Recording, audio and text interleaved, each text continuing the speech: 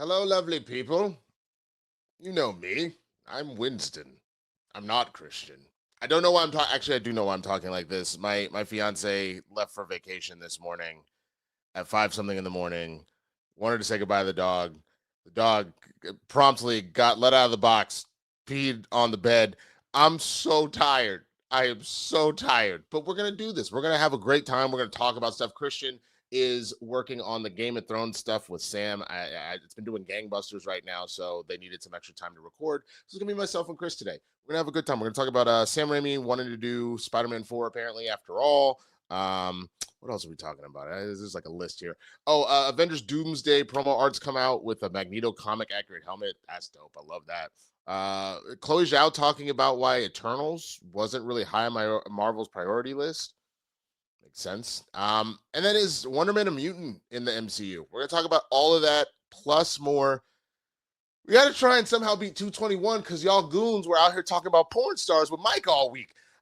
I don't know if we're gonna be able to do it. We're gonna try. I'm gonna push really hard, but let's just have fun and watch Capes and Gals. What's good?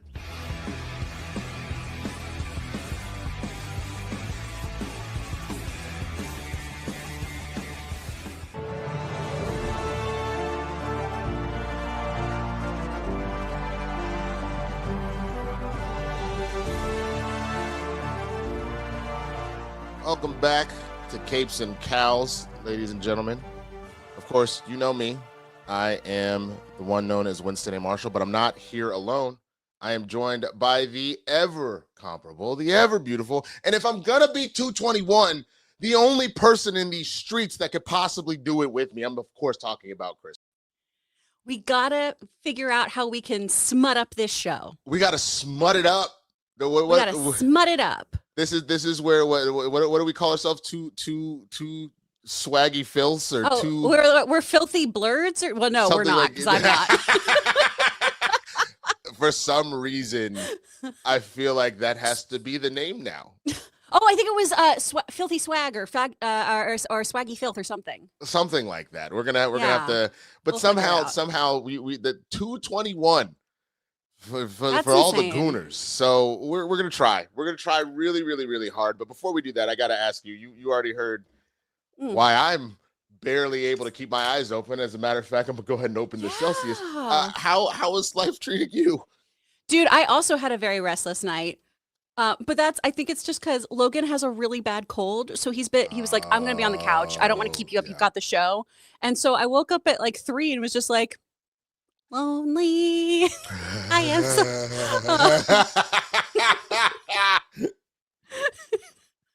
Also, can we talk about how we're coordinated? Yeah, damn. I just not see that alone is worth 222 super chats. I'll tell you that right now. It's just that I'm gonna be honest. Like as soon as Luke told us that was the number, I said, "I'll just go back to bed. I'm exhausted." Yeah, yeah, absolutely. No. For sure. We're gonna have a good time. We're gonna talk about all the stuff. Guns and Gals. That might be it. Princess positive. I'm here for it. Princess positive. You win. You win the prize. God damn it. That is fantastic. I do. I was just gonna say. I also love our dog is in a little bit of a rebellion right now because we decided to actually use the auto feeder that we got from my sister. And so normally when we make her food, we give her the dry stuff first and mix it with some wet food and a little bit of pumpkin for like her digestive tract, a little bit of salmon oil for like her hair and coat. And she eats it slowly. She's like kind of working her way through it, etc. The auto feeder is just the dry stuff. And then we give her that external stuff as like in Kong form to like keep her distracted and stuff like that, right? So the dry food comes out. This bitch goes, no, and then looks up and goes, okay, so where's breakfast? And I'm like, you just ate it. And she goes, I know you fucking lie. There's no way on God's green earth you were dead serious about that little ass. Man, F this. And then she will go storm off and sit in the corner like this for like a good hour. So, dude, my tiny one, he's a nightmare. He comes and hits me now when he wants more food. Oh, really? Oh, dude, he just straight up is like, bro, she started shadow boxing the damn auto feeder. When it would come, she was like, Hey, Give me that. give me the shit. Like, Fair. so, I mean, I would too. I yeah, would too. yeah, absolutely. All right, well, let's get into it. Let's talk about these stories, man. Our first one, Sam Raimi has apparently maybe changed his mind about directing Spider-Man 4 with Tobey Maguire. Is Josh Wilding at a comic book movie? Comic book movie. Spider-Man trilogy director Sam Raimi recently appeared to close the door on ever returning to the franchise to continue the story of Tobey Maguire's Peter Parker. However, he seems to have had a sudden change of heart, or as some have theorized, was referring to the original Spider-Man 4 script. During an interview with Associated Press for Send Help, Raimi was asked about making another Spider-Man movie. Now, the filmmaker appears ready and willing to do so. However, Raimi also reiterated that he doesn't want to step on Marvel's toes, given what the studio has planned. I don't know who calling me right now. The studio has planned for Tom Holland's Peter Parker. I think the kids would like to see Tobey's Spider-Man. He said in a video. Well, I'm not going to play the video, but I would like to see the kids. I think the kids would like to see Tobey's Spider-Man. Right now, Marvel is very successful on their own tangent with their own Spider-Man, where he is involved with the Avengers and the other superheroes. I don't think it makes sense right now to break up that great successful run they're having just to allow me to make another Spider-Man movie. He continued. I'd love to. The day might come, and I'd love to. With the multiverse in play, there's really no reason why two Spider-Man franchises couldn't coexist. The moment has somewhat passed for that, unfortunately, and we know Holland is locked in for another trilogy. After that, it's widely believed he'll pass the mantle to a young actor who plays the MCU, Miles Morales. I hope so. That'd be awesome.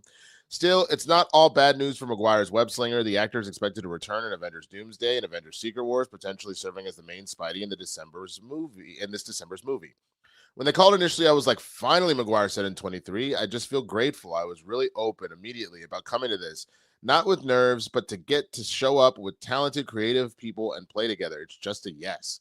There's such an open heartedness to coming together and embracing each other and supporting each other that was really beautiful. He added, working with Andrew and Tom was so dear to me. It really was special, a very rich experience for me all around. It kind of reinvigorated my interest in performing. It felt like a real brotherhood, which was what we were aiming for too, for us and for the characters. You can hear more. This was the video. I'm not gonna play it though, because I think like copyright. I mean, I probably can't play that. That's okay. Let's go back. So, Chris, you hear that? Are you about that life? Would you want Raimi to come and do this Tobey Spider-Man 4, or are you kind of like, no, I'm good. That was a fun thing for Brand New Day. We'll see potentially Tobey a little bit in Secret Wars and Doomsday. I'm good. What do you think? I mean, Spider-Man is my guy. So the more Spider-Man I can get, the happier I am. Plus, when we look back at Spider-Man 3, I mean, the studio did Sam dirty. They did him dirty. That was so much studio interference, like just shoehorning in these other characters that he did not want to mess with yet. And I would love the opportunity for him to kind of course correct and tell the stories that he really wanted to. Because, I mean, Spider-Man 2 is still on that kind of Mount Rushmore of superhero movies for most people. Yeah. It's an excellent, excellent film. And having somebody who understands, and I say this as somebody who's not a huge horror person, body horror, like Sam Raimi does, I think is so cool in the Spider-Man universe, because I think that plays into his kind of just rogues gallery so well. So I would be very open to it, especially since we do have this multiverse very established. These various Spider-Men exist. And frankly, that itself just plays into the deep Spider-Man lore, right? Of Madam Web, true Madam Web, get out of here, Dakota. All right. And having all these various spider people who are interconnected and doing things in different multiverses. So I think it'd be pretty cool. I'd be interested to see where he's at. No, absolutely, man. I mean, look, I will be honest. I was not a big fan of Multiverse of Madness. I felt like the styling felt like we were going backwards in time and watching like an early 2000s superhero movie. So it just wasn't totally fair for me personally. But I think the difference here would be I was expecting X based upon a previous Doctor Strange and what we've done with the MCU and stuff like that. Giving me Spider-Man 4, so it's the styling of like a continuation of what we were seeing previously. It may still bother me a little bit, but it will feel in theme. You know what I mean? Like it'll feel like it fits because it's just a continuation of what was already going on. So I think that's more where I am at with like, because there are people that use the kind of previous stylings on stuff before, and it doesn't bother me if that was kind of the point. It just felt out of place relative to, the other things we had been seeing personally. But I mean, I think Raimi is genuinely a good director. The one thing I have said about Multiverse of Madness is I was like, this is more of a Raimi film than it feels like an MCU or a Doctor Strange film, and I think Absolutely. that's why it threw me off. It's not what I was looking for. Oh yeah, I completely agree. I watched it and was like, this, feels like an Evil Dead movie. Yep. I mean, the fact that you in that, and I've never seen the Evil Dead movies, but I know enough about him. In that Ash, that would the guy that plays Ash, the hot dog Bruce guy. Campbell. Yeah, he started punching his own face in the post credit and whatnot.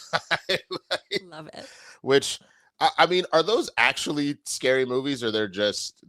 Oh, I can handle them, so you'd be able to handle them. Okay, all right. They're my question. off-putting. The first one in particular is like there's some creepy, messed up stuff that happens, but they get kind of just more like fun and camp and ridiculous as time goes on. I think you'd like them. All right, I might have to give it a shot then. That might be on my list of things to do in the near future, man. But with that being said, what do y'all think, man? Are you here for a Sam Raimi Spider-Man, Tobey Maguire, Spider-Man 4? Is that something that y'all will be down for, or are you like, nah, we good, bro? Like, just give me Tom's new trilogy, give me Miles, and let's keep it pushing. Let me know what you think in the comments. Send in those super chats, man. Again, the goons were out with Mike this week at 221, so we're gonna really need your help to try and pull this off.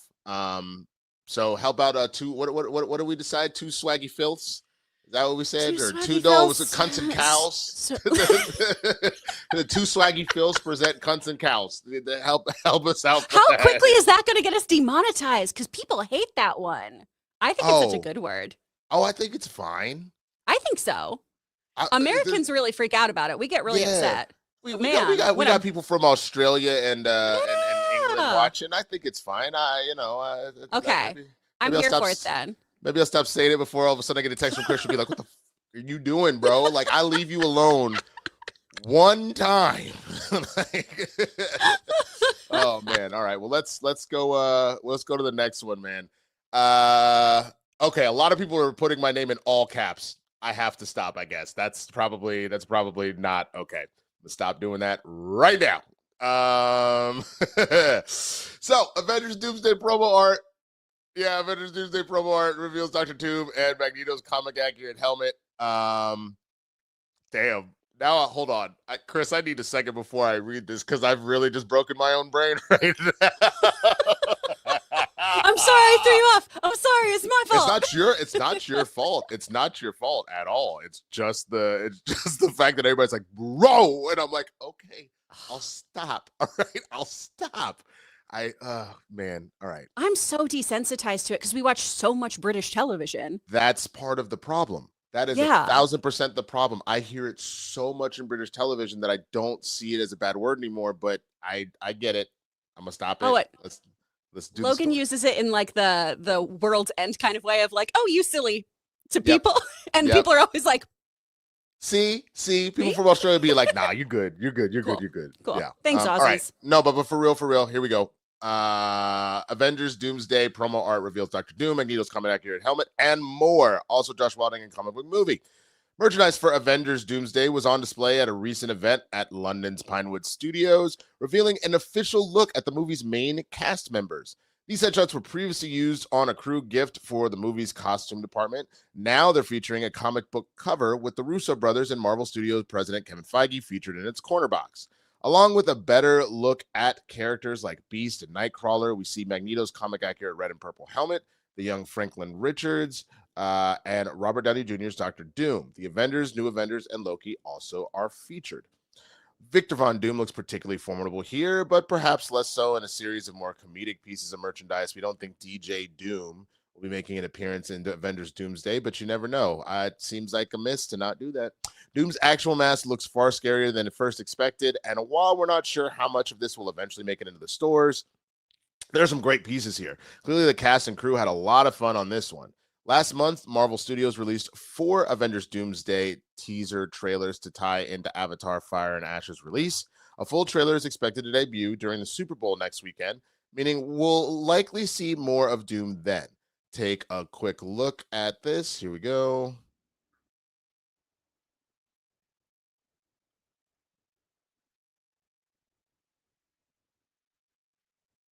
Word. There's some photos here of the comic. Let's pull that up. So there you can see what we've got. There's Scott. That looks like Bucky right there.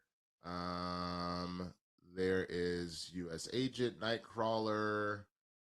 There is Thing, Gambit, Guardian, Red Guardian. I think that's Scott Lang over Doom. I can't really tell the head shape. That looks like Mystique. There's Loki. Yeah, the lighting makes it a little tricky to see everybody. That looks like Thor. There's Sentry, Shuri. Can't really tell who that is. Sam. There's Lil Franklin. Yeah, so pretty cool looking. Pretty good. Yeah, Doomsday is going to feature all these people, and it's directed by the Russo brothers, written by Stephen McFeely. So, Chris, you see that? How geeked out and excited are you about this now? Does this, seeing those images, does it do anything for you? Does it get the ideas percolating? Like, what's going on when you see all that? I'm such a bummer. It doesn't really do anything for me. And I'm sorry if you're excited about it. I love that for you guys. But for me, it's one of those things where I don't need to see the actors in the comics, you know? I love that we all can stand in for this. Much in the same way of I really enjoy seeing different artists interpret these characters so that there isn't always a 100% uniform look to them. You know, certain people draw characters a lot stockier, more lithe, or, you know, with crazier hair, or all kinds of things. So I think this is a really cool bit of like promotional material. I think that's really, really rad. I'm sure the actors who are in this are super stoked to be, you know, on such a, like an iconic cover with each other. That's really, really great. But for me, it's that's neat. It doesn't make me kind of get more juiced about the project. Where are you at? That's the thing. I've said this a couple times. I'm not saying I'm not excited about Yeah. Doomsday, but it's not high up on my list. Like it's in my top 10, but I couldn't tell you where on that list it is. Like I'm more excited about Supergirl and Spider-Man and we're getting Clayface this year as well, right? Yes, yeah.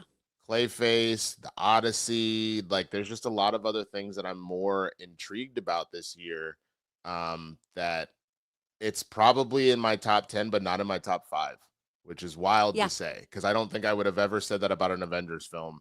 And a lot of that just has to do with the fact that again, we are still dealing with, you know, is the MCU does it still have the juice? Like we've Yeah. been kind of back and forth. Like I thought Wonder Man was fantastic. I really liked Wonder Man. Um, the projects last year though, it was kind of hit or miss. Like did not like Brave New World. I've talked about that multiple times. Loved Thunderbolts, but you know it didn't do the numbers that it was looking for. So who knows if they keep that kind of style of storytelling. Fantastic Four was fine. I there was plenty of things that I liked about it. Having taken a step back, I'm not like rushing to go back to watch the Fantastic Four again. Born Again was fine.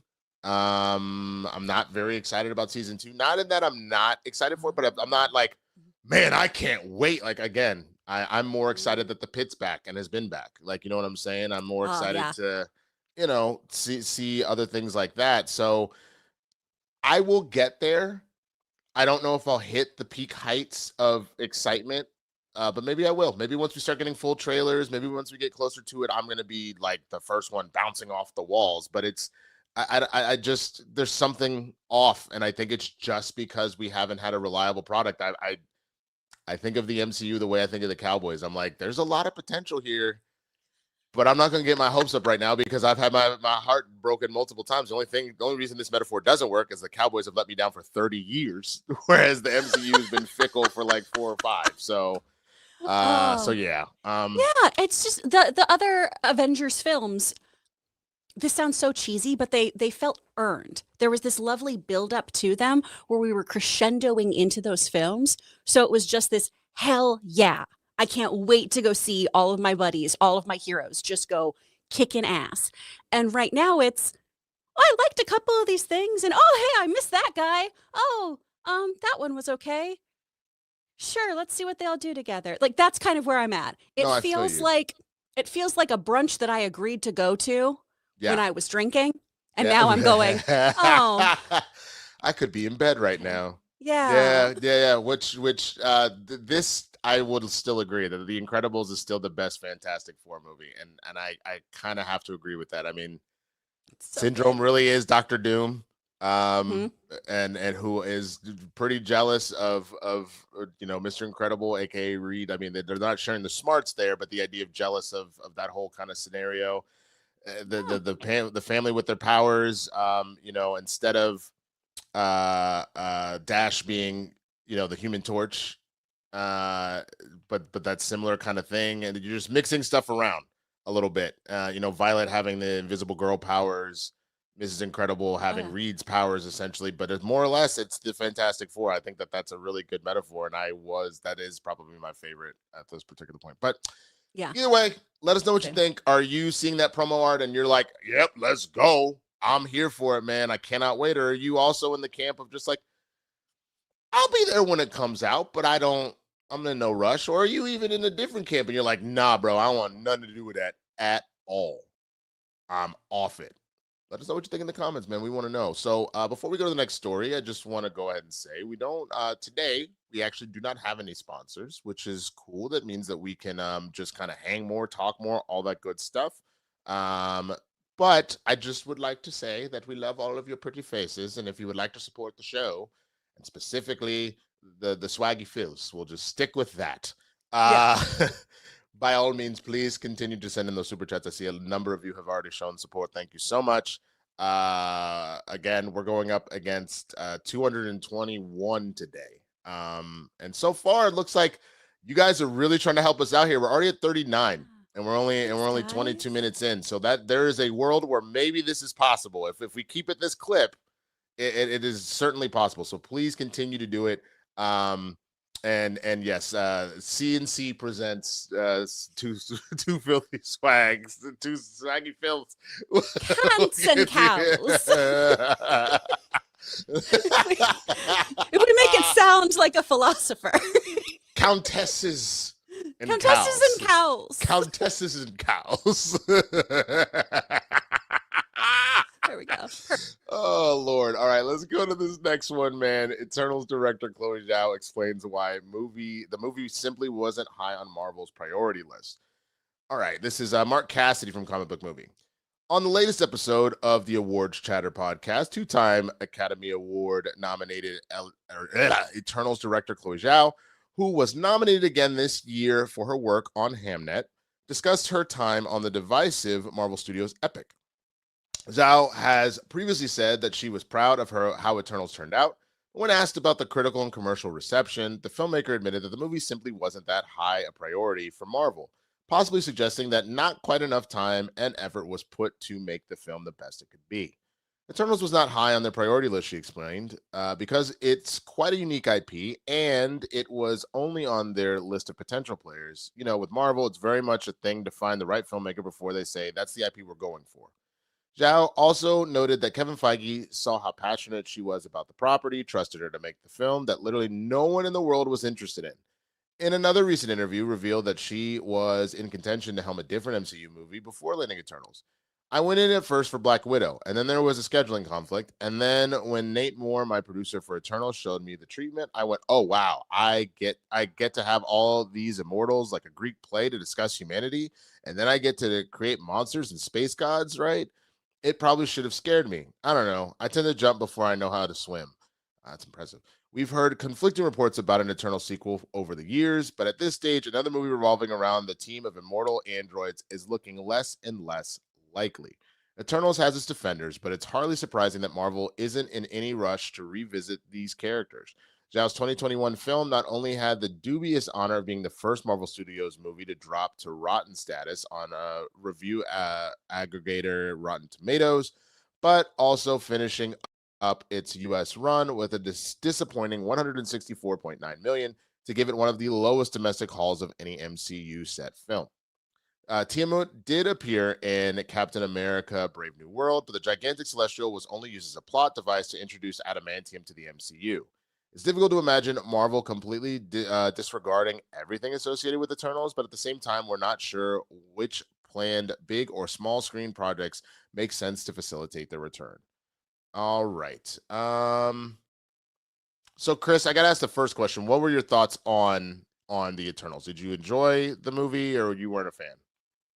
I liked it. I I really did too. enjoy the okay, cool. I like the idea of, hey, we need to discuss that this is not all black and white. There are morally gray aspects to this. And Mhm. what do we protect and what don't we? And when do we have the right to step in? And should we interfere with stuff? Should we not? Because we have power, should we be taking control? And honestly, it's a lot of stuff that we have kind of on the back burner of the Superman movie that just came out of, Mhm. what the House of L is trying to get Kal-El to do potentially, go there Mhm. and conquer this planet. There's kind of that idea in the Eternals of we're all more powerful than these people. We're better than them. Don't we have the right to not only like get rid of these deviant entities, but also to cull the herd if we need to? And that is Mhm. a very terrifying and complex question that I think Marvel needs to address. Yeah. And I think it was just such a different film because it was a little bit more of a let's talk about the fuzzy lines and boundaries of superheroism that a lot of audiences just went, "Ugh, I don't this isn't what I want. I want heroes and I want bad guys and I want this." I think the biggest glaring issue though is that we had that movie happen and then we kind of almost suddenly Palpatine returned it, where we just went, we're not going to worry about this movie. We'll address Just the Celestial completely at some gone. point. Don't worry. Completely gone. And Yeah. and the thing about it that's really interesting to me is the idea that, like, I think the big question they asked was both, what do we do now that the Avengers are gone, which was implying that they weren't kind of around, which I guess they sort of weren't, but like not necessarily. Like, I don't ever remember a conversation of like, all right, guys, we're done for good. Okay, bye. Like, it just was like Tony died and Steve is retired. But nobody ever said that, like, hey, they're done. But then also, correct me if I'm wrong. I've seen the movie like 2 times. Did they ever truly answer the question why they decided to not help with Thanos, considering Thanos is part deviant? So, like, that is their mission is to stop deviants. So it didn't make sense to me that they didn't get involved in that, personally. I genuinely can't remember. I feel like it wasn't addressed. Chat. Let us know. Correct us if that is not what happened in there. But Yeah. yeah, it feels like it went. And don't worry about that because that's not what we're here to do. It Yeah. it I think if I recall correctly, it was this is something that was outside our purview, Yeah. No, I which get doesn't make it just, sense. but it also doesn't make sense because Thanos literally wiped out half the universe. And I Yeah. guarantee that that's, that if they were there to kind of protect humans from stuff, that I just don't, I just find it wild. Um that I don't know. I feel like that's the only thing that they didn't really explain, why they kind of stayed out of it. Yeah. Um In MCU canon, do we note that Thanos is half? I don't think so. Okay. And that might be, that might have just been something to decide to leave alone. Let me see. Okay. Thanos deviant. Hmm. Let's see. So yeah, I mean, he's an eternal deviant hybrid. I do remember that. Um but yeah, but they don't, I don't think they ever said it in the MCU. Like, explicitly. The only thing that they did was have Star Fox show up in the post credit, Yeah. which And then implies we never that's saw him his again. brother. That's his brother. So that kind of implies that yes, we acknowledged it one way or the other. Yeah. But whatever. It was the only thing I would say is I wish that there had been a slightly better explanation as to why they did not get Yeah. involved with I could understand not getting involved with Ultron or Loki or any of that, but the minute Thanos was like, I'm blowing up the universe, bro, there's no reason they wouldn't have, in my opinion, unless you That's what I gave us a thought. reason, unless it was like They were all in the minute the Infinity Stones were used, something in the programming put them in a coma. I don't know. You got to come up with the silliest excuses. Yeah. Well, But according to Haskell 420 in the chat here, Erisham told them they weren't allowed to get involved in human events and that the deviant stuff is just comics. So that was kind of our get out of jail plot device here of that's a people issue. what cool. The whole of the universe is blinked out, like half of it, and that's a human problem. I see. Okay, that now it took it from a movie that I really liked, and now all of a sudden I'm like, just hearing that. I still think the overall build of the movie is good, but that I don't like that. That kind of sucks. Yeah. But let us know what you think, guys. Get back in those super chats, get in those comments. Let us know if you understand kind of why they decided not to do this. If you like Chloé Zhao's reasoning. If you are now also an Eternals fan that is now slightly turned off by it because the reasoning for not dealing with Thanos for the Eternals is not clearly explained out. It's a bad reason. Let me know what you think in the comments, man. And let's get to our last little story here. So this one, for those that haven't seen it, Wonder Man is out. It is fantastic. I cannot recommend it enough. The question is, because we didn't really get an explanation about Wonder Man's powers, is he a mutant? This is Josh Wilding reporting in Comic Book Movie. Wonder Man has generated heaps of speculation among MCU fans, particularly when it comes to the source of Simon Williams' powers. Unlike his comic book counterpart, the version of Simon Williams mysteriously gained his abilities age 13. Baron Zemo didn't experiment on him. There was no exposure that we know of to magical artifices or alien technology. So could Simon be a mutant? That's a prevailing theory, and Wonder Man showrunner Andrew Guest has now chimed in. It's a very good question, he said when the Direct asked him outright if that's the case, and it's one we discussed, and it's one we decided we weren't going to answer. So I'll leave it up to people who make those kind of mutant questions. Guest later confirmed that the answer is out there and added that one of the things we wanted to do was make sure that the powers for Simon served his character. Despite stopping short of confirming Simon's mutant status, the Wonder Man writer further linked to the Disney Plus series to the X-Men by revealing that he had turned to the team's big screen franchise for inspiration. I look back at the first X-Men movie and how those powers that all those teenagers had felt so psychological, Guest mused. They felt like it was about all these life changes we go through, and Simon felt like it was some part of him that sort of happened to him as opposed to something that he was A, excited about, or B, wanted to even get to know. He doesn't have any curiosity about them. They're just really kind of a hindrance, he continued. And that felt like it helped us tell the story we were trying to tell about Simon. So I wanted to make sure we didn't do the first moment of seeing superpowers when he was a kid that we might have done. Ultimately, where Simon's powers come from doesn't matter too much in the context of the story being told. Having access to mutants allows Marvel Studios to avoid convoluted origin stories where needed, and the actor being one of Zemo's science experiments because his brother was defrauding the family business wouldn't have fit into the series at all. Plus, with the reboot looming for the post-Secret Wars MCU, it may not matter that much soon anyway. As for now, Ms. Marvel and Namor are the franchise's only confirmed mutants on the Sacred Timeline. Wonder Man follows the aspiring Hollywood actor Simon Williams, who is struggling to get his career off the ground. During a chance meeting with Trevor Slattery, an actor whose roles may be well behind him, Simon learns that legendary director Von Kovac is making the superhero film Wonder Man. The two actors, opposite ends of the careers, work together, blah, blah, blah. All right. So, Chris, do you know the Wonder Man's like kind of original origin story and all that as far as his powers and whatnot? Yeah, he basically got experimented on. He also has this which we see a little bit in the television show of this kind of fame seeking aspect to him, not in the same way as the Simon we know now, Right. but that one, kind of satiates that hunger by acting, by doing stunt work. But yeah, he's a mutate essentially. Yes. And that's a big thing. And people convolute the two. So a mutate, that is Spider-Man. That is the Hulk. That is someone who gained their powers through some kind of jolt to their genes, some kind of experimentation. Whereas mutant, as we all know, is going to be, the X-Men, Cyclops, Storm, that sort of thing. Which is also interesting because we were calling Captain America mutate for a while, but then in the most recent, the AXE event, when like the world got judged, we actually found out that Captain America is a mutant and not a mutate, which is wild.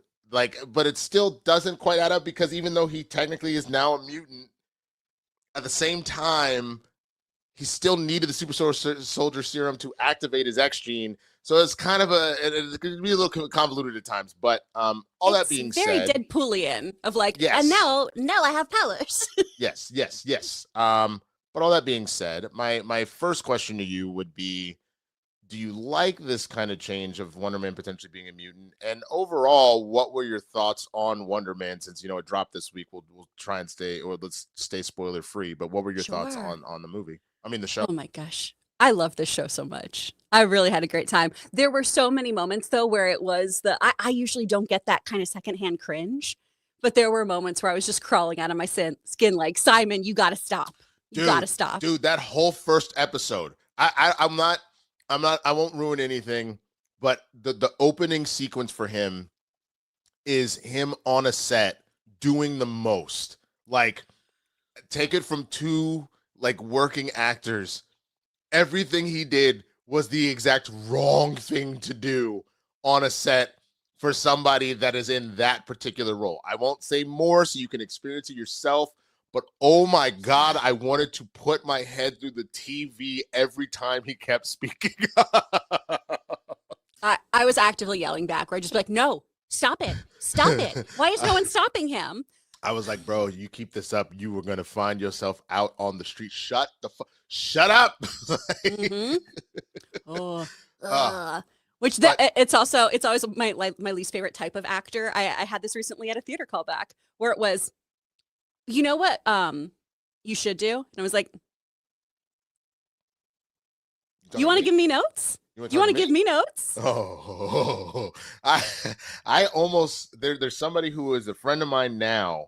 When I first started playing dodgeball, before I got to any sort of like serious level about it, like it was just sign up for this adult rec league and whatever. And a girl that was on my team did not come back to our team for the next season. She went to another team that was really good. And I hadn't seen her now in like 3 months. So the first thing she says to me, like, hey, how you doing? She goes, the reason why you keep getting out is because you doing this, this, and this. I was like, oh, I don't even get a high. You're going to give me a critique on a game that we're not even taking seriously? Wow, I bet. So I didn't F with her for a while. It was only because my fiance ultimately became really good friends with her. And so we reintroduced our friendship, and then we talked about that, and we're cool now. But I told her, I was like, bro, do you know how quickly I was like, oh, I'm done with this person? Because that's how you wanted to first say hi to me, was you wanted to give me notes on dodgeball. And again, It wasn't serious at that time. It was just the standard rec league shit. It wasn't the tournaments I was going to and all that kind of shit. So when an actor does that, if I didn't ask you, I want to strangle you.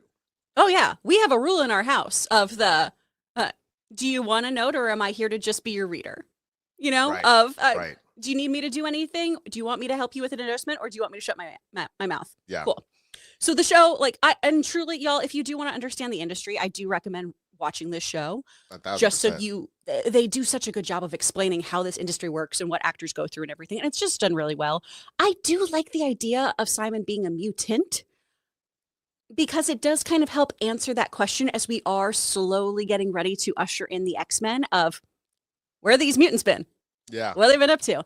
And I like the idea of it being people who have terrifying powers, who are so scared to go public, especially because of the Department of Damage Control, and seeing what they can do to you. So I like this idea of there are so many powered people around the world who we don't know about, who have been just trying to hide who they are. And especially when you look at Simon's family too, being a child of immigrants and being in Los Angeles and just trying his best to fit in, but also not be noticed. Right. I think that is such a compelling look into the mutant identity too. I agree. Because it's always been an allegory for being marginalized communities and everything. And so I think that is such a great in for starting to pepper in. Yes, there are all of these powered people around who do not have control of their powers, who do not know what they're doing, who really wish this wasn't something that happened to them, because that's how he feels about it, right? This is something that happened to me. I don't want this. It's not a gift. And then you get to have that narrative of, Charles Xavier coming in and saying, no, we can make this a gift. We can use this for good. I think that's a really compelling start to that story. Yeah, no, absolutely. And I think also what they do such a good job with, and that's why I think with X-Men, you normally, since the powers manifest as a teenager, and that's already an area where you're just trying to figure out who you are, and you've already realized that, like, God, I'm already dealing with the bully for, making fun of me because I wear glasses. I don't need him to also be like, oh, you're a freak. You're just trying to get by. It always became compelling in that element because that is around the time when we start to feel the differences in ourselves, is around that teenage years. So again, the fact that his powers came out at 13, I think that this is a good look. But yeah, just to kind of continue the Wonder Man conversation, man, I think it's so interesting that like as an actor, I think the thing that was the most like, oh my God, was probably both the monologue in one of the auditions, the self-tape element, and then go to the self-tape studio. I was dying laughing. Oh, yeah. Both of those moments, I was like, this is spot on. I will tell you, everybody, for all the stuff we said about if you really want a good look at what actors go through in the industry, the only thing that is inaccurate or will get you blacklisted is deciding to pretend to be your own agent. That when I tell you, my skin started crawling when I was like, no, don't do that. Don't do that. This is not Friends. You will not get away with it. Don't do that. That is not okay. That will go very, very poorly. But everything else, pretty spot on. Pretty spot on. And Absolutely. yeah, no, that's even how Simon is dealt with in that first episode for what he does on set. How that was handled was also spot on. Absolutely. Ray Dominguez, I agree. I clocked that so quickly. When he started doing those, when Simon started quoting a movie. Dude, I clocked it really fast. I clocked it same. really fast. I yelled, "Oh no!" And Logan was like, "Do you think it's just because he took a weird turn in this improv?" And I was like, "No." No, I knew what it was. Yeah. I knew what it was as well, and I was like, "This is gonna backfire." It's gonna be so actually bad. think that they don't know what you're doing? I guarantee they're gonna know. Again, we're talking in very vague platitudes, so we don't spoil anything for you. Yeah. But there's definitely a moment where he is doing a bit, and he should not be doing the bit, and he gets called out for doing the bit. It's not cute. It was just like, ugh. It's so uncomfortable. It's so uncomfortable. So why is pretending to be an agent so bad? Great question. Would you like to take this or should I? Oh, go for it. I'll chime in. Yeah, of course. So the main reason is this entire industry, it can be a little ridiculous and corrupt at times, but this entire industry is built off of like relationships, a lot of secrecy, NDAs, confidentiality, connections, relationships, etc., etc. The idea of actually talking to whatever said casting director, producer, etc., and trying to use fake credentials on something is such a big no-no because there are so many people that are always trying to find a way to break into it. The idea of trying to then use those said credentials to get what you want and finagle your way into it, it's one of those things that if nobody ever catches you, similar to most other things in life, it's like, okay, well, you got away with it. But if they ever found out that you would like take in a CAA agent's email to send emails to a director to force yourself into a thing, you will instantly be blacklisted. Yeah. It would be the same way that if you were, I don't know, it might be a little bit more internal in that regard, but if you like took the credentials of somebody within a company and then you use that to try and finagle your way into a promotion or a job opportunity or anything else like that, you would be frowned upon for corporate espionage and everything else like that as far as that goes. Now, is that as serious as it? No, not necessarily, because you would still have to audition for it. You would still have to whatever. But the idea of breaking that particular trust and how this thing works, you are asking for people to come run up and be like, don't you ever hire Simon Williams ever again. Like Yeah. he is bad news. And that's one of the things that I think the show does well. Every time he has a misstep, I guarantee you probably had the same feeling, Chris. I was like, oh, that's probably it. His career's over. Like that's a wrap for that reason. That first scene, I was like, uh-oh. Like, I was like, well, that director, that show, that casting director, that's all like he's done with that. Yes. It's Stolen Valor. It's like Stolen Valor. That is the best ding dong. That is perfect. Perfect way to describe it. Absolutely. So yeah, anything else you would add, Chris? I mean, yeah, it's fraudulent. It's already putting you a place of distrust. And to be clear too, actors submit without agents. That is a thing that happens. Yes. Agents kind of act like that kind of gatekeeper. And if you want to be in the room where it happens, the agent is the connection to these bigger auditions a lot of times. Sometimes you have big open casting calls where people just self-submit. And that's how you get a lot of, unknown actors who show up in things or stuff like that. But to lie about that already puts you in a place of serious distrust. And to have a really great film set, you got to have good trust. I mean, you all know this in your jobs as well. If you have a shady employee or a shady coworker, that throws off everything. And if you're going to do, an 18-hour day with somebody who you can't be sure is telling the truth, or you have to do scenes where you really have to trust each other, whether it be stunt work, intimacy, emotional work, or things like that, it's just not a good, safe environment for anyone. It's the same reason why when you watch a rom-com and you end up in a scenario where they like lie about, a guy happens to be on the college campus because, he was just dropping off a delivery and he's in the professor's office, and then the love interest walks in. They go, oh, you're Professor so-and-so? Yeah, I'm Professor so-and-so. Yep. And you start a whole relationship, and they've had sex and they've done all this stuff to find out, oh, you were the UPS guy. You lied about your credentials. You lied about your backstory. Like you have broken an insane amount of trust from the beginning of your relationship. And so it's kind of that same idea of like, you lied about who you are. You lied about your resume, all that kind of stuff. It's not a good look. So, all right, well, we're out of stories. So why don't we do this? Keep sending in the super chats. I see more people are asking other industry related questions. I'll put it to you this way. As much as I would love to just keep clicking on them, we're trying to somehow catch 221. So if you would like to know more about that kind of stuff and would like to get that information out of Chris and I, we are happy to answer every single one of those questions, because again, Wonder Man did open up I was like, yes, that is correct.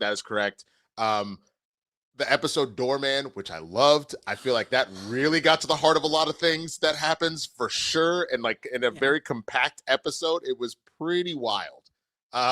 So if you would, Luke has sent us one more story. Hold on. I lied. Oh, fantastic. Oh, this will be a good one. Oh yeah. Okay. Hold on. Let me pull it up. All right, here is one more for you. The Fantastic Four First Steps movie scrapped. Steve Rogers' post-credit scene reportedly revealed. This is Josh Wilding. As excitement surrounding Avengers Doomsday builds, the rumor mill continues churning out some bold claims about Marvel Studios' plans for its biggest movie yet. Well, until Secret Wars comes along next year. Shortly before the Fantastic Four First Steps was released, we heard about plans for Chris Evans to make a cameo appearance in the movie. We never did find out whether it was supposed to be an Earth 828 Steve Rogers variant or something Doomsday related until now. According to the Hot Mike's John Roca, who broke the news that Punisher and Hulk will appear in Spider-Man Brand New Day months before it was made official, Evans was set to appear in a post-credit scene as the Steve we saw in 2019's Avengers Endgame. The Fantastic Four and Doom asked Steve Rogers to come with them to the MCU Earth 616 to help them gain the hero's trust, Roca explained. This was supposedly a post-credit scene in Fantastic Four that got removed. It could still be a scene in the movie, though. He went on to theorize maybe initially they're not enemies. Maybe they're working together because something Steve did caused a problem in their world. They're coming over supposedly to help fix it, but then Doom betrays everyone and backstabs them. Roca had another Avengers Doomsday scoop to share, adding, according to my sources, Doom has his own Black Order, a group of witches and wizards working for him. I don't know how faithful that is to the comics, but that's what this person told me. So we're talking magic. Scarlet Witch could be involved, maybe others. Doctor Strange is very possible too. Jeff Schneider was also on hand to later back up recent reports that Captain America and Peggy Carter are on Earth 828, possibly because Loki moved them there after the TVA pruned the timeline he created in Avengers Endgame. We'll have to wait and see how this all pans out because with so many bits of intel floating out there, it becomes increasingly difficult to piece them together and make sense of what's planned for Avengers Doomsday as a whole. It's also unclear whether these post-credit scene, this post-credit scene with Steve was shot on the set of the next Avengers movie. As for why it was replaced, we can only assume it was down to that Doctor Doom tease being necessary to at least hint at the villain before his big debut. Unlike Thanos, he hasn't made any cameo appearances across different movies. All right. Wow. So, a member of the Kristian Harloff Show team, Roca breaking all this. Obviously, the two members of the Schmodown and Roca and Schneider over with a hot mic.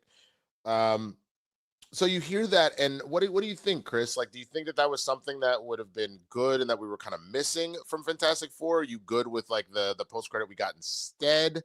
And then just as a whole, with some of the stuff I guess Roca was saying is going on, about Doom's Black Order, and maybe Steve was actually initially helping them. Like, what do you think hearing about all that stuff? I do like the post-credit scene we got, mostly because it was just so connected, right? It was, hey, here's the film that came before. Here's just tying this in. There's this image. I enjoy how this kind of panned out. Excuse me. I'm thinking what they did with New Avengers leading into Fantastic Four and everything. But still, I think, again, I don't mean to be negative, you guys. I really don't. I like to be happy and positive about stuff. But I also am kind of in a place where I'm a little over the post credits because of the there's something neat at the end of this movie idea of it, and then are you going to fulfill the promise of it? While I like the idea of all this stuff with Steve Rogers, I think saving him for the film makes more sense. But that's also because right now I feel I am in a place to not trust or love anything that happens in a post-credit scene. Yeah, especially when they haven't manifested. I think the biggest, there's a few that haven't done that, but I think the biggest one is Blade. Like above all else, like are you ready? And like whatever he says to Kit Harington's character, that's nothing is coming of that whatsoever. There's still room for Clea to be with Doctor Strange because they're going off to fix an incursion, and that's fine because we're about to deal with incursions left and right, so that can manifest one way or the other. But I'm trying to think of all the post credits that have come out at this point that I wonder if there's a list of them. MCU post credit scenes that went nowhere. Wow. Yeah, no, this is something that people have been talking about. So I guess the initial Doctor Strange with what's his name, Tutua Eltafor's character, Mordo. We never got anything with that. Nope. We never did anything with the Scorpion in Homecoming, though it sounds like that's coming soon. We never did anything with, I guess, the Grandmaster from Ragnarok. We never did anything with Agent 13 as the broker at the end of Falcon and Winter Soldier. We never did anything with Shang-Chi's ending about his 10 rings and how that's affecting the universe, though I think that's probably coming soon. Yeah. We never did anything with his sister taking over the 10 Rings organization. Didn't do anything with Star Fox or whatever the second post-credit, I guess, was in the the Blade thing. No Way Home. We haven't done anything with the symbiote yet. Moon Knight, I don't remember what its post-credit is, but we didn't need to do anything with that. Again, Clea from Multiverse of Madness haven't addressed that. Thor: Love and Thunder haven't addressed Hercules. She-Hulk Attorney at Law haven't addressed what's his name? Wong and Blonsky. Haven't done anything with the Saint yet, though that seems like it's coming. Haven't done anything with all of the Kangs. And we're gonna have to explain that at the end of Quantumania. Guardians 3. I don't remember the what was going on with those post credits. Was that when we had like the new lineup of Guardians where it was like Rocket and Groot with the new folks? Yeah, which again I think is fine. It's whatever. Yeah. We closed that chapter, so I don't think it's a big deal. Yeah. And then we just haven't gotten there yet, but it sounds like we're getting there in that we haven't done anything with the Marvels where we saw Beast and Binary and all that kind of stuff. So, but again, that seems like that's impending in like 2 seconds. So, yeah. So there's a lot that has not been addressed yet. So I can also understand you being like, I don't care. Like we have a lot to just cover in general. So stop giving me post credits that mean nothing, which Luke says the Venom symbiote. I'm honestly confused if the symbiote is still in the MCU because on the beginning of Venom 3, it seemed like they got that symbiote. Okay, so the answer to that was it's not that the entire symbiote got left. It's that a tiny little piece got snipped off of that symbiote and it still exists in this world. Just a little baby bit. Yeah. So, but it can, it's Venom. It can regenerate itself. It'll do that at some point or another. So, yeah, there is a lot that we have not addressed in those post credits. So that's fine. I think you gave us one that it most directly affects something that's coming in that Doom exists and he's got Franklin. Yeah. But I don't think you'd really needed to do. I think introducing Steve, even if you were on this path, would have just been a lot. And I just don't think it was necessary. I think that was a smart cut, unless you're like, we actually had a 15-minute mini movie that was coming. See, if it was something like that, that would have been rad. But if it was just, hey there. One of these days, I hope that that's what a post credit is it's not actually just a scene. It's a post credit like short. That would be dope. I would be so here for that, where they're like, actually. And then you're just like, oh my God. Like that I'd be here for. That would be like a really rad new way to kind of go about things. So one of these days, I hope somebody takes, one of my ideas. I got some stuff, rolling around in my head, man. Get Kevin Feige on the horn. Yeah, exactly. You got his phone number? Let me just grab that. Quick, pretend to be my agent and call Feige real quick. Hello, Kevin. Oh my God, I'm so excited. Yeah, Winston, he has so many ideas. He has so many ideas, and he is what is missing from the Marvel universe right now. So let's get to it.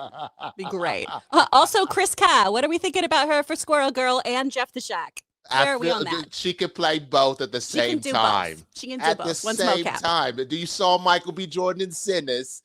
You think that she can't do that with herself? She'd be so good. Oh, man, more people should compare me to Michael B. Jordan.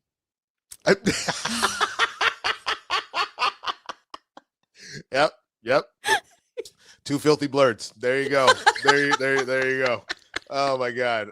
Well, before we get to the super chats, which thank you so much for everything that's coming in. We're at 63, guys. This is really good. 221 is a tall order, but we can definitely get there. Keep sending them in. Chris, tell everybody what you got going on, man.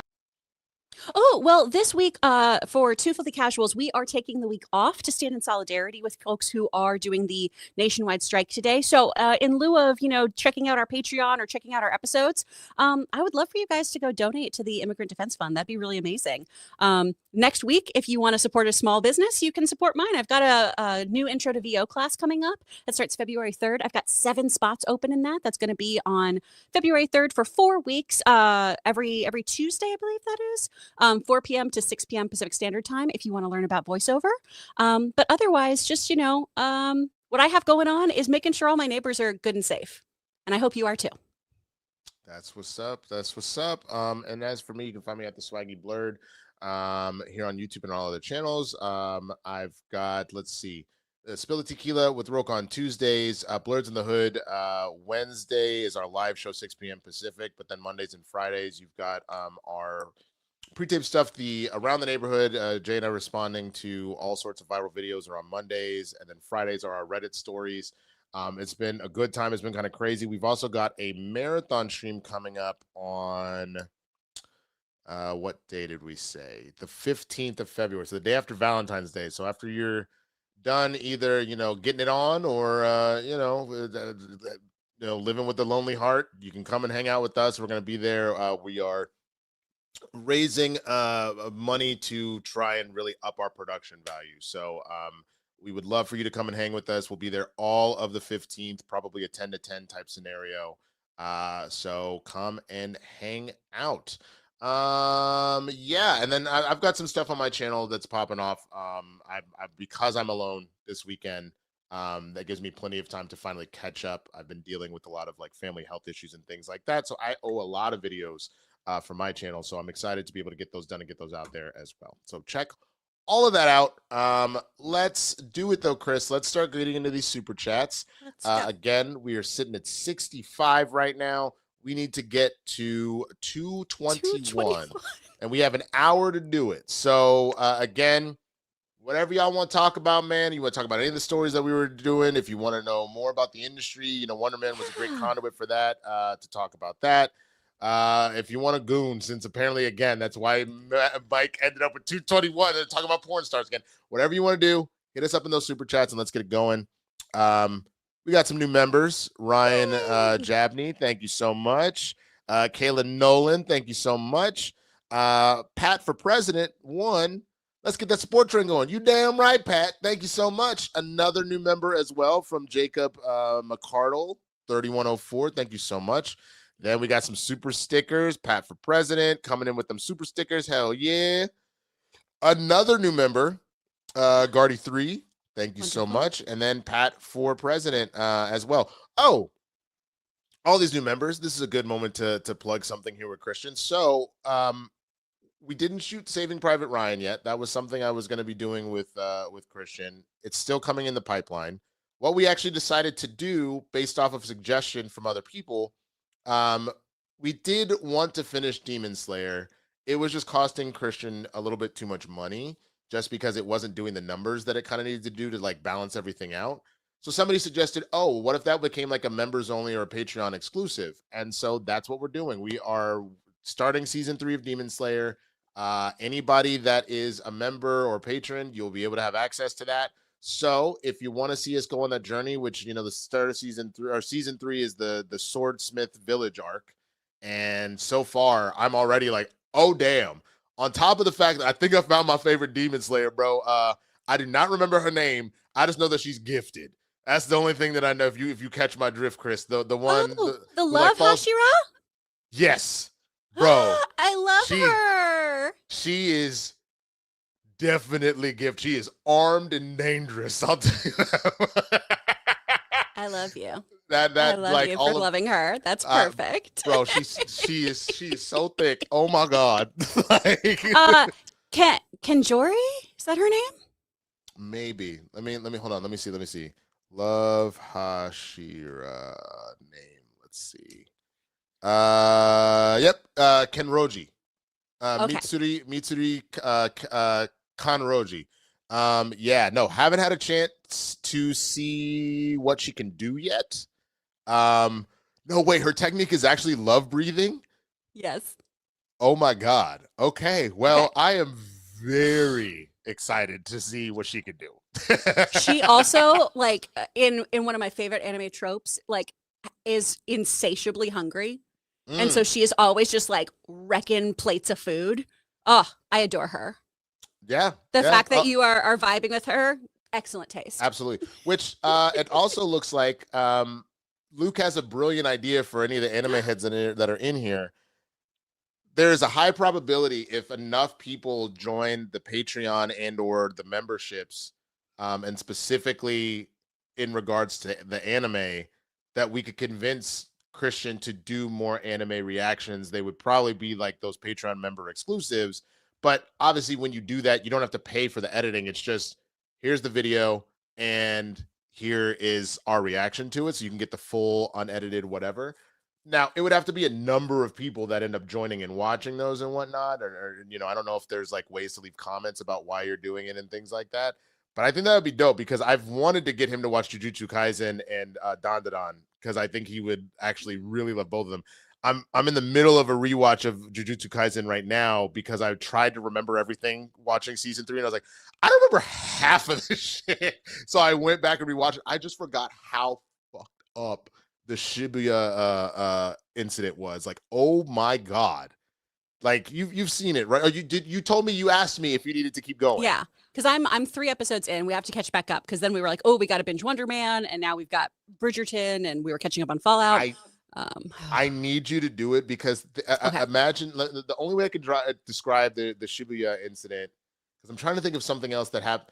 Think very like Attack on Titan or almost Red Wedding happening episode after episode after episode in the second season, where you're just like, oh my god, what? No, not that person. Jesus Christ. Like it is, you're like, is anybody gonna live through this? Like it is really, really, really, okay. really, really good. I gotta hang in there. Oh, if you haven't seen it, because I just saw this got added to Disney Plus, and I got so excited because it's one of my favorites. Did you ever watch Erased?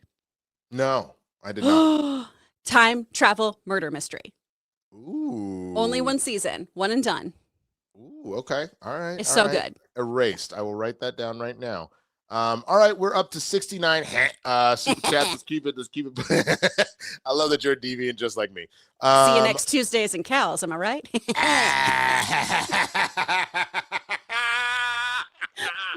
Oh, super sticker from President Pat.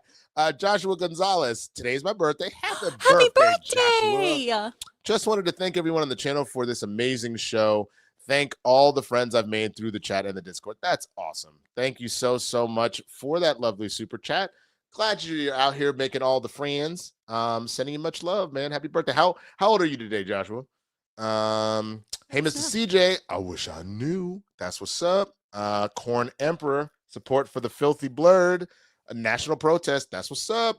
Yeah. It's funny because Chris and I were talking about it. We're like, do we ask for the day off? Do we do a show? We were like even worried about like doing sponsors because we didn't want to, but then at the same time we're like, you know what?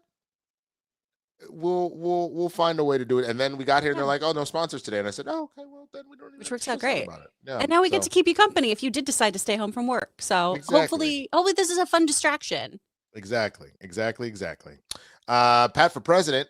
Anyone got dank memes? Oh, I have plenty, but I got yelled at for saying the Cooters and Cows, so I'm not sharing those Cooters today. and Cows is so good. Cooters and Cows is very good. So maybe you know what? Come see me over on Blurge. Jay and I cuss a lot if you want the dank memes. As a matter of fact, around the neighborhoods are full of them. So as a matter of fact, did you see the video of a construction crew was working on a skyscraper near a bridge and the giant crane accidentally dropped a porta potty onto the highway? And it just I was like, I pray to God nobody's in there. But you instantly just see the porta potty hit the ground and cover a bunch of cars and shit. Oh no. It's pretty bad. It's pretty bad. Oh man, it's bad. I will look this up. But Yoshimitsu says Winston and Chris are the best. You're the best, you're the Yoshimitsu. Ray Dominguez, support for this crew. Thank you so much. Appreciate that. Pat for president. I hope Logan feels better soon. Dude, I hope he does too. As a perfect actor, on cue, he coughed from the other room like a sweet Dickensian child with the black lung. Oh, my heart. Ellie, I think I have the black lung. Dude, man. but real talk though, the illnesses that are floating around this year are rough. It is no joke. Because it's what you got: the vid, you got RSV, you got the flu, you got the standard common cold, but then there's like some other virus that's going around that's similar to the flu, but it hits a little. It hits closer to like COVID, but it's not COVID. Like it's just, everybody stay safe and drink your orange juice. Goddamn. Rebecca Black, it's Friday. Yeah, it's going down on Friday. Where are you gonna sit? You in the front seat or the back seat? Front seat. I'm a passenger princess. We've talked about this. I don't want to drive anywhere. I want to be driven. Yes, no, that checks out. I'm glad you said front seat because I was like, I ain't driving you, Miss Daisy. You get out my face. What the hell are you talking about? The hell you talking about? What you think this is? Unless I'm getting an Oscar.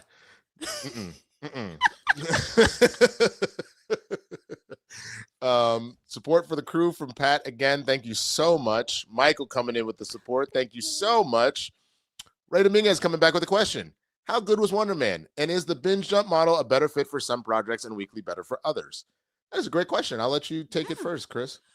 How good is Wonder Man? It's so good. You get my little Italian chef hands. I really like it. Now, do I also like this because of my own life experience? Probably. So for some people, this might be a little too inside baseball about the industry.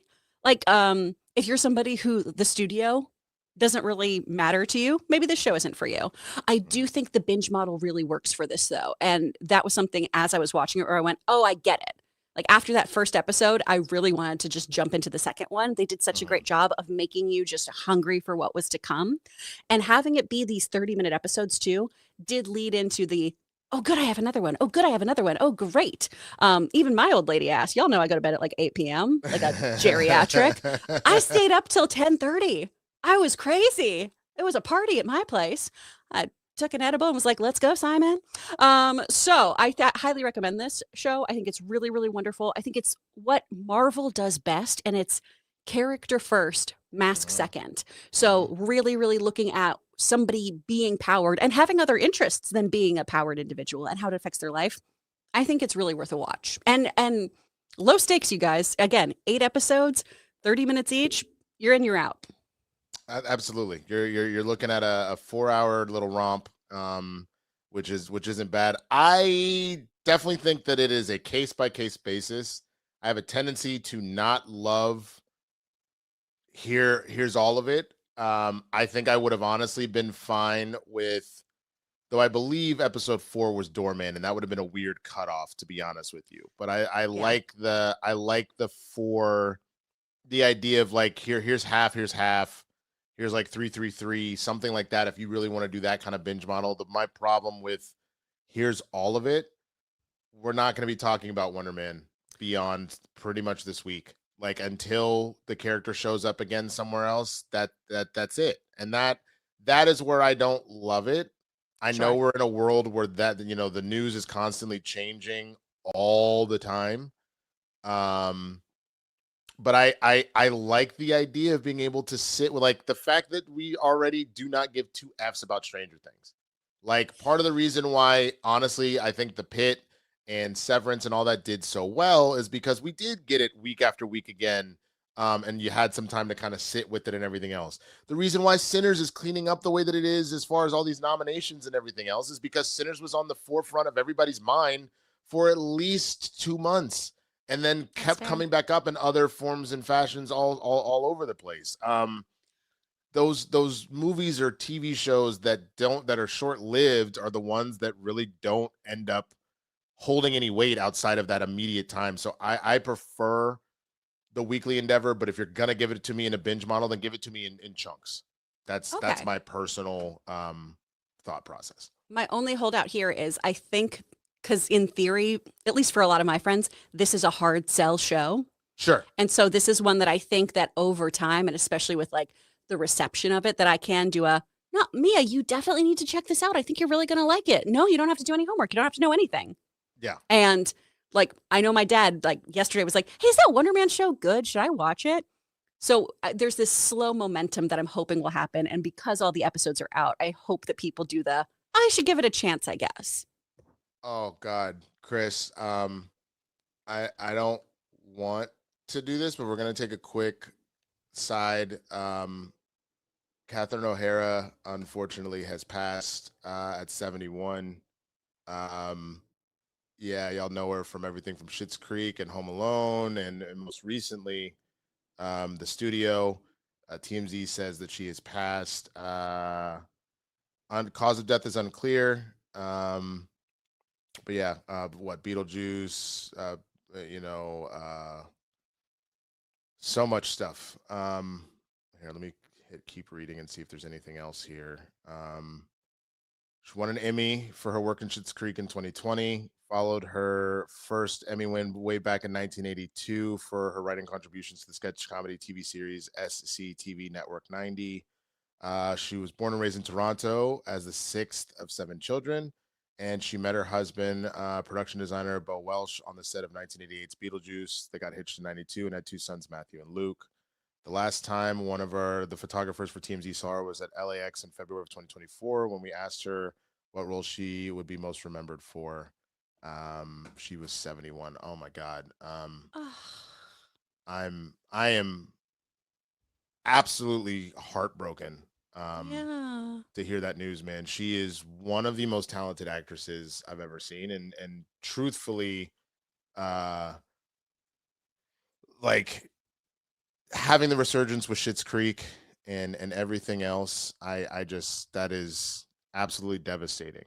Man, that is. Y'all, if you have not seen her in all of those Christopher Guest films, you are missing out. She's a comedy titan, and oof. Oh, that's a hard one. That's a blow. That is definitely a blow. I'm definitely going to be watching the episode of Schitt's Creek where she's doing the wine commercial. Oh, the herb the fruit wine. Yeah, the herb that and the folding in the cheese. Oh man. my God. Oh God. I don't know, David. You just fold it. Just fold it in, David. Oh. God damn it, man. Oh. God. All right. Normally I save that for Spill the Tequila, and I don't have any alcohol in here right now. I'm gonna pour one out with some Celsius for yeah. I got another day of dryuary. Yeah, well, it's just Celsius, but I will. True. This is for Catherine O'Hara, man. Damn. Oh my God, that is rough. All right, let's get back to the first one back. Fart. I think honestly, I feel like she said that. I feel like she said that. I have to believe that she did. Oh my God. Yoshimitsu. I would love to see Raimi and Tobey in intro Miles Morales and bring him over to the main universe when the Spider-Man inevitably reunite in Secret Wars. Interesting. My only reason why I don't know if that would happen is because we already got Uncle Aaron in the form of Donald Glover in Homecoming. Yeah. So I don't. That's the only reason why I don't think that would be the path that they would go. It's possible they still could, but I think that they'll probably go a more direct route to Tom.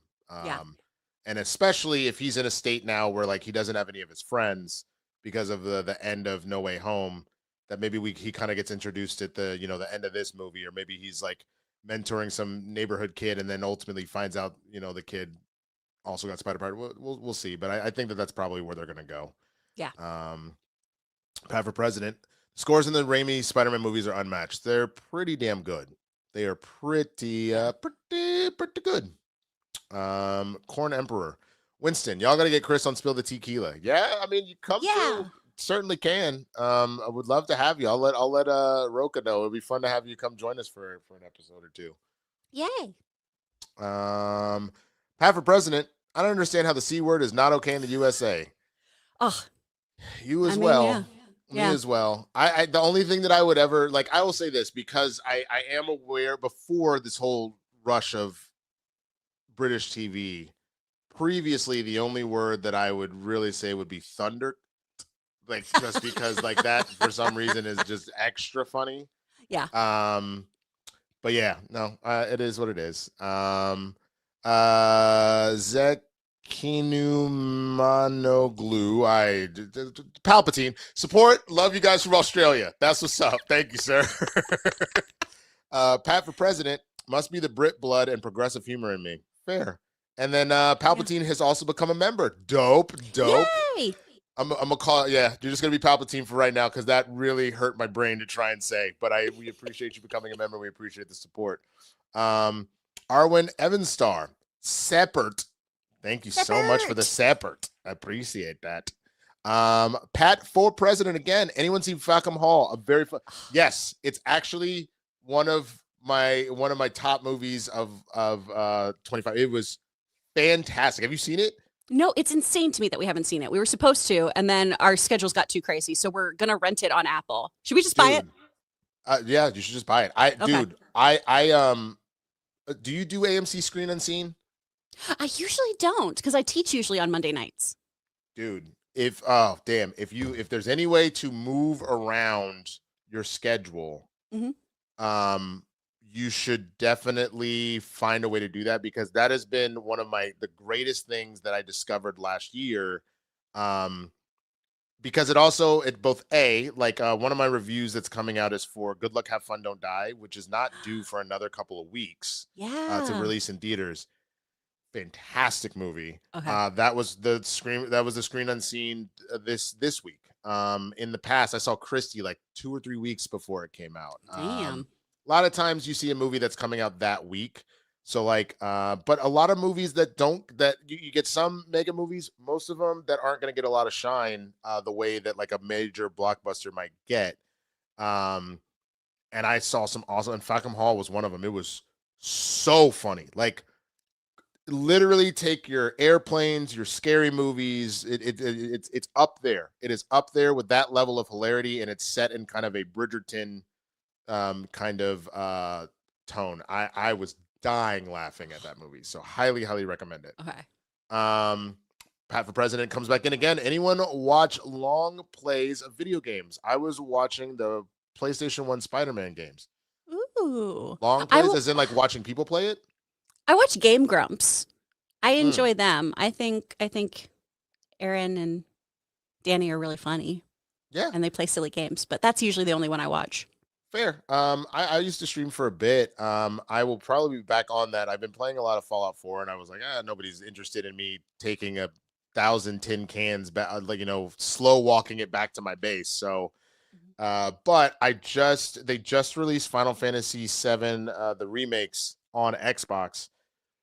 And I had started to play it on PlayStation before my PlayStation got hacked, and now I don't F with PlayStation at all anymore because that was a whole ordeal. But I'm gonna start over with Final Fantasy VII, so I'll probably stream that. So if you guys want to come and support me, I'll be doing that on my Twitch. That's also the Swaggy Blurred, so that'll be fun. That's awesome. Oh, I should shout out. I never get to watch his streams anymore because they're usually while I'm working. AKA Nook, the wonderful, incredible Scott, who is the Nice. editor for Cinnamon Toast Ken. He has incredible streams. He also has great Zelda videos. He was on our podcast talking about Zelda. And today is his birthday. So go sign up to watch him on Twitch, AKA Nook, Nook.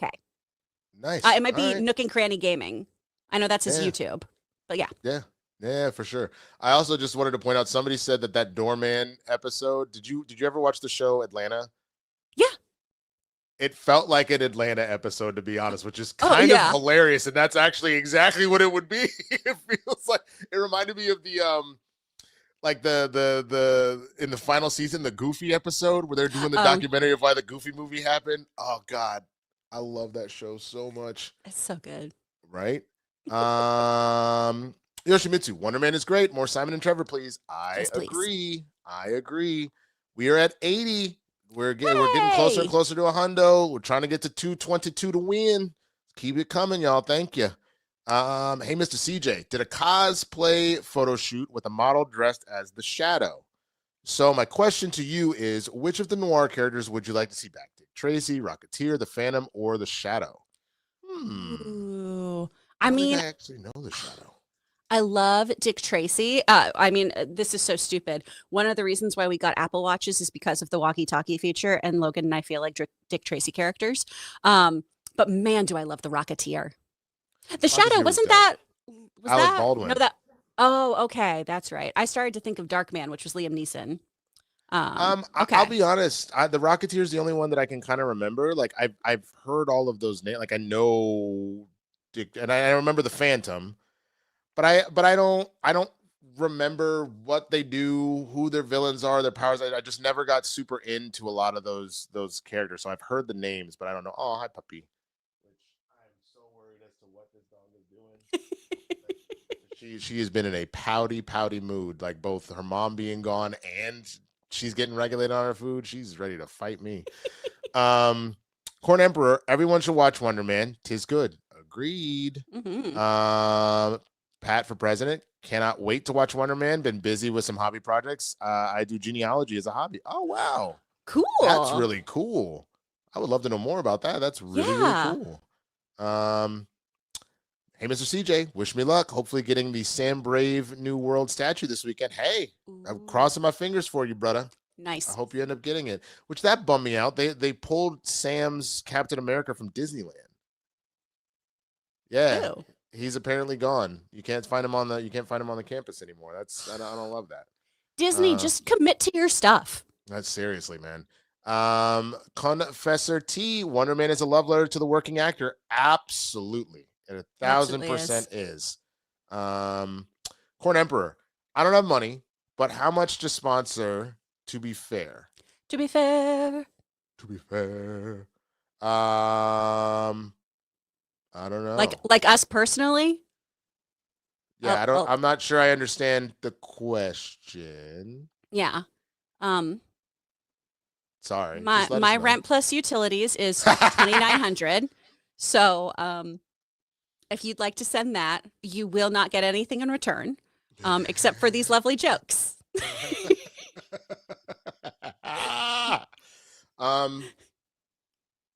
I'll be Obama for a day if you want to like try and like get out of like paying your Corn Emperor is not paying his taxes. He's done. He's not doing that. So say me. I know I'm not acting president, but I'll make a call. My rent $13.50. If you want me to just make a bunch of calls to the president for you, I can do that for $13.50. And by $13.50, I mean $1,350. Don't think I meant $13.50. That's not. let's get that straight. Pat for president. Anthony Mackie does amazing in the MCU. He just gets the crap end of the stick sometimes. Yeah, I mean, again, them pulling his character from the campus is kind of wild. As they say, it ain't over until the singing starts. Pat for president coming in with so much support, man. I really appreciate that. Pat. And I'm not singing Rebecca Black's theme song. Oh, man. Ryan's 4050. Have you seen the TMNT Raphael test footage on YouTube by John Likens? Interested in your reaction given your love for the 1990 movie? No, I did not see this. Dude. Okay. They're like all a year apart, but he's got Leonardo, Donatello, and now this Raph one that came out. I watched this morning. It is so cool. It is excellent fight choreography. This dude did just such a great job creating this. It's stellar. Amazing. I am definitely gonna have to go and watch this after we're all done. That's fantastic. All right, bet. Thank you for putting me on game, Ryans. Appreciate you. Dennis F. Hoffman, Wonder Man is wonderful. Daniel Destin is such a force. He is, and I will tell you that much. It further pushed. I am more excited about Spider-Man than I am Doomsday because knowing that he's behind Spider-Man and now that's 2 for 2 in Shang-Chi and now this, I am so here for it, man. So yeah. Pat for president, support y'all 3,000. Aww. Support you 3,000 too. Thanks, buddy. Appreciate you. KJ 7457. Are you excited about the Netflix Avatar season 2, or do you feel that it can't compare to the original cartoon series? The cartoon is way superior. I actually never saw the live action. Did you? I did. And I like some of the things they did. I think we, without spoiling anything, I think we just rushed some Zuko stuff. And it's its own entity. I'm trying to view it as that. The cartoon though is so good. My biggest brag is that I have not biggest brag, that's about to sound really lame, but one of my brags is that I have a steel book from Nickelodeon of the entire series. And it's so beautiful. It's one of the prettiest things I have. I love that show so much. Dude, it's a great show. It's a great show. That Thal Yankee. Eternal's unapologist here. I think Star Fox would have addressed Thanos in the sequel per mid-credit scene. Probably. That's fair, but I guess in terms of it was the thing that just happened and we just got introduced to you, I feel like they should have probably like said that in this movie. You also is almost a 3-hour movie. You could have found time to do that, I think, but that's just me. KJ7457, what are your favorite shows that you love to watch with your significant others? Ooh. That's a Chris, great go for it. Oh man. Well, right now Shrinking's back, and that's a big one for us. We really, Mm. really love that one. We usually pick an anime to watch together. My Hero Academia was a big one for us. I introduced him to Samurai Champloo. Oh, nice. Um, I'm trying to think of the other things though that because I think every couple has this. The you cannot watch this without me. That's cheating. Yeah. And so we just have too many of those now of like Fallout and about to be Bridgerton, which Logan was very recalcitrant to watch, where he was like, okay, yeah, let's watch your like corset ripper show. And then he was like, wait, this is really compelling. Wow. Yeah. Okay. Um, what are y'all's? Um, our main one is the 911 series. So 911, Lone Star was still on. Nashville Now, which is not good, but we still watch it. We were that way with a lot of the trash reality stuff. So like Love is Blind. Love is Blind. Yeah. And the old I still can't believe they canceled the Ultimatum Queer Love because that show was the biggest mess possible and it was fantastic television because of it. Like, Chris, did you ever watch it? No. Okay, so the Ultimatum is also a mess, but Yeah, I haven't watched either version. Okay. But the Queer Love one specifically, both times it was all ladies. And in the second season, there's the premise for those that don't know, it's a couple essentially somebody in the couple is given an ultimatum to their partner of like either we're getting married or we're breaking up. I'm done with this. And so in doing so, it's all these couples come together.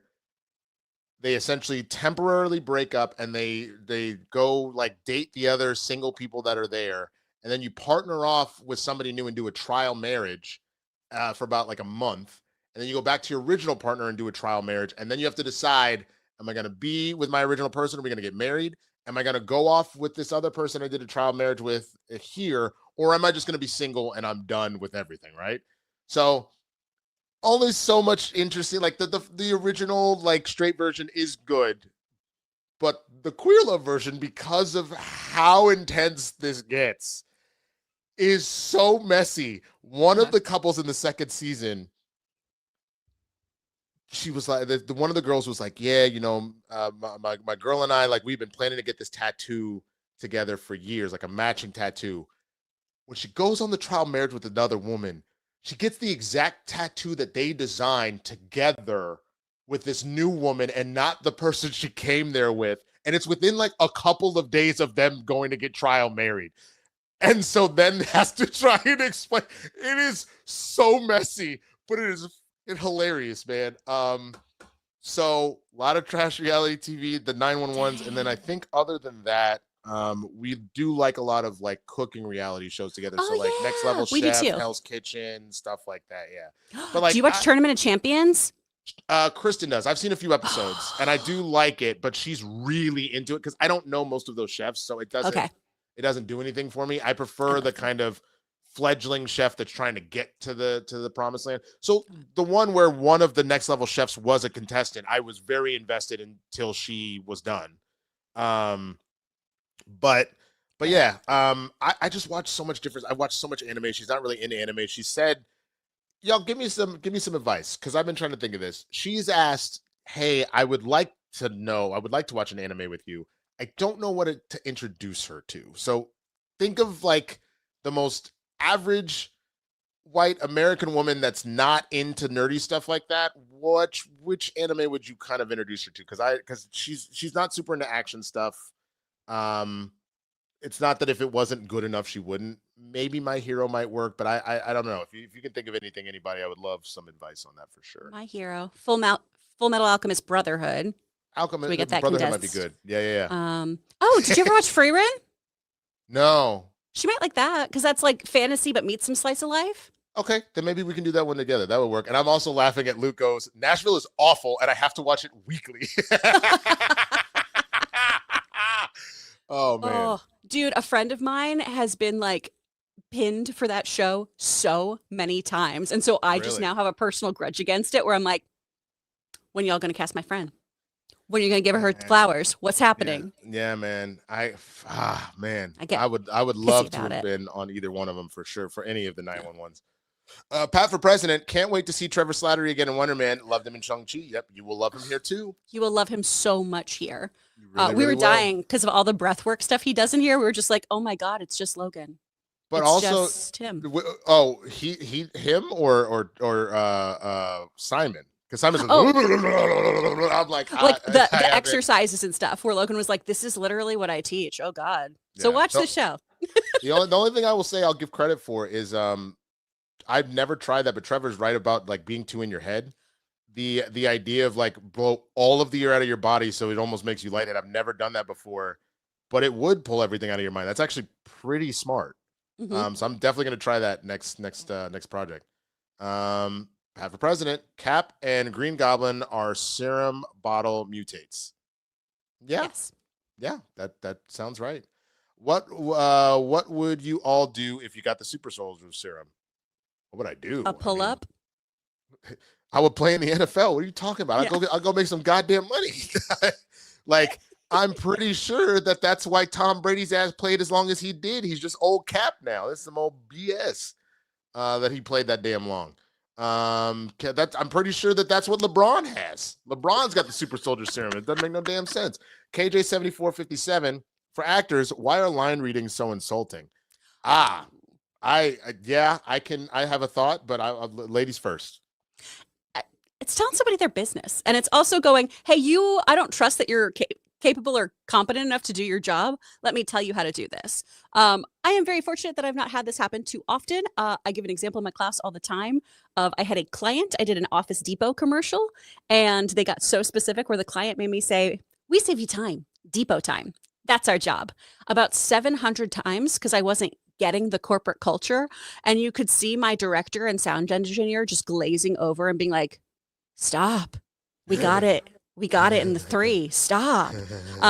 It's just it's so micromanagey, and it usually, 1, shows that you don't have confidence in your actor, 2, shows that you are micromanaging. You gotta relinquish that control.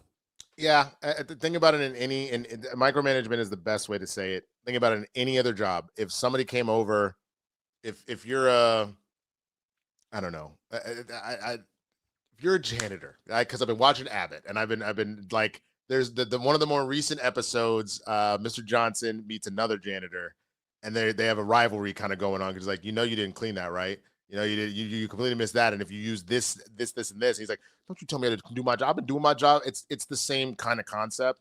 Lines are your job. It's my job to interpret that and make it. The only person that should ever really be doing that would essentially be the director and the writer, and that's it. Because then they're talking about the vision that they're trying to bring to life. So if the director's like, it's not that aggressive, it's more mellow, like it's more of a, that makes more sense. But another actor doing that, same pay grade, buddy. Stay in your lane. Like, don't do that. Like, don't do Yeah. that. If any of you are taking acting classes too, if your coach or teacher gives you line reads, that's also just kind of a red flag thing because it's not allowing you to make your own choices and discover stuff. Difference between a manager and an agent. Ooh, that's a great question. So some of it comes down to licensing. So Yes. basically, like, managers don't have to have a license. It Right. can be Wild West for them. Agents have to. Also, they can be franchised by the union, by SAG-AFTRA. It used to be, and I feel like it's not this much anymore. You can let me know how you feel about it, Winston.